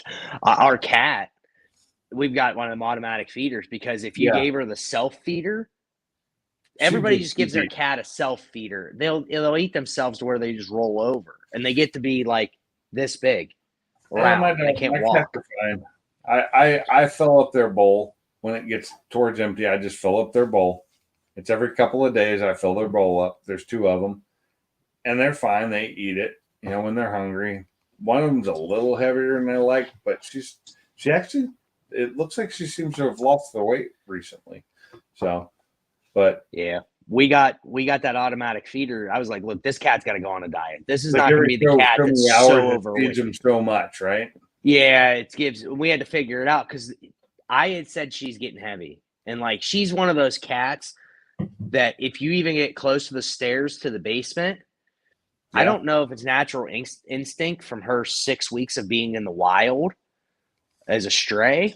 Yeah. But she runs to the bowl and eats like you're going to take it. Oh yeah. Yeah. That's not just wild cats. Any cat does that. I'm like, but she did it so often. I'm like, look, this is a problem. Well, then she started to get heavy. I said she needs to go on a diet. Autumn's like, oh, she's fine. She goes to the vet with her, and the vet said, look, You need to put The her on a cats- diet. She don't need to go on a diet, but she don't need to get no heavier. They were expecting her to be around 11 pounds. She was about Yeah. 14. Woo. So that's big. Autumn came home and she said, "You weren't wrong." And I said, "Well," I said, "but what are we going to do for a feeder? You're going to have to feed her every day." So she started looking around and found a battery-powered automatic feeder. Yeah. You want to talk mean- about an animal that gets very crabby about eating? 7 o'clock. It's set for 7:30, like 6, some odd weird time she set it for. 7:05, that cat's meow, meow, running around the house. And at about 3:30 is the same thing because she gets fed at 4:30. She's rubbing on you. She's running up and down the stairs. She knows feeding time. So do my dogs. My dogs know feeding time too. They do. And it's nice on the weekends when they let me sleep past feeding time because they're just being lazy. But they only get 1 cup of food in the morning and 1 cup at night. That's all they get. And that maintains their weight. And I have an 87-pound German Shepherd, 2 cups of food a day. That's it. Same with the whatever weight Blue is. I don't even know. But they maintain that weight with 1 cup twice a day. That's it. You know, you find out they don't eat as much as they need, as much as you'd think. A lot of people are like, "Oh, they're growing." It's like they're like 10. They don't need to grow no more. They are only going to grow wide. 2-year-old and 3-year-old, and they're fine. And it's good because we were feeding them more before, and Fiona was over 90 pounds. She was a big dog. And she's a German Shepherd. So we didn't think anything of it. And the vet tells us, yeah, you need to stop. Because we used to, with my old dogs, we used to just put food out and they'd eat it when they wanted to. We don't do that anymore. Now it's feeding times, which kind of sucks for me because I have to get up. Yep, that's what the cat's It's saying. fine when I'm going to work, but on the weekends, it kind of sucks. You know what? Everybody always says, you know what? Animals got a good life. You know what? I don't disagree with that compared to our lives, but at the same time, I don't want told I'm getting put on a diet. You see that? Yeah. Yep. She has a great life. Yep. That girl is just spoiled rotten. That's my husband. That's Blue. She is spoiled rotten. The other one's in the bedroom with Mom. All right, my man. Well, I'm gonna let you get off here. I think I'm gonna sit down, watch a little YouTube, and go to Yeah, bed. I got a couple things I need to watch before I go to bed. And I gotta then stop at gotta the get store up tomorrow. I gotta be up at I gotta be up an hour earlier tomorrow because I gotta go to work early because I gotta leave early. So much fun. So anyway, Gotta love thanks for coming in, man. I appreciate you being here. It's been fun. And everybody else in the chat, thanks for being here. I'm shutting this thing down, and I will be here again next Wednesday at 8 o'clock Central Time. So All until right. then, I will Thanks for see having you me. in the garage. Later.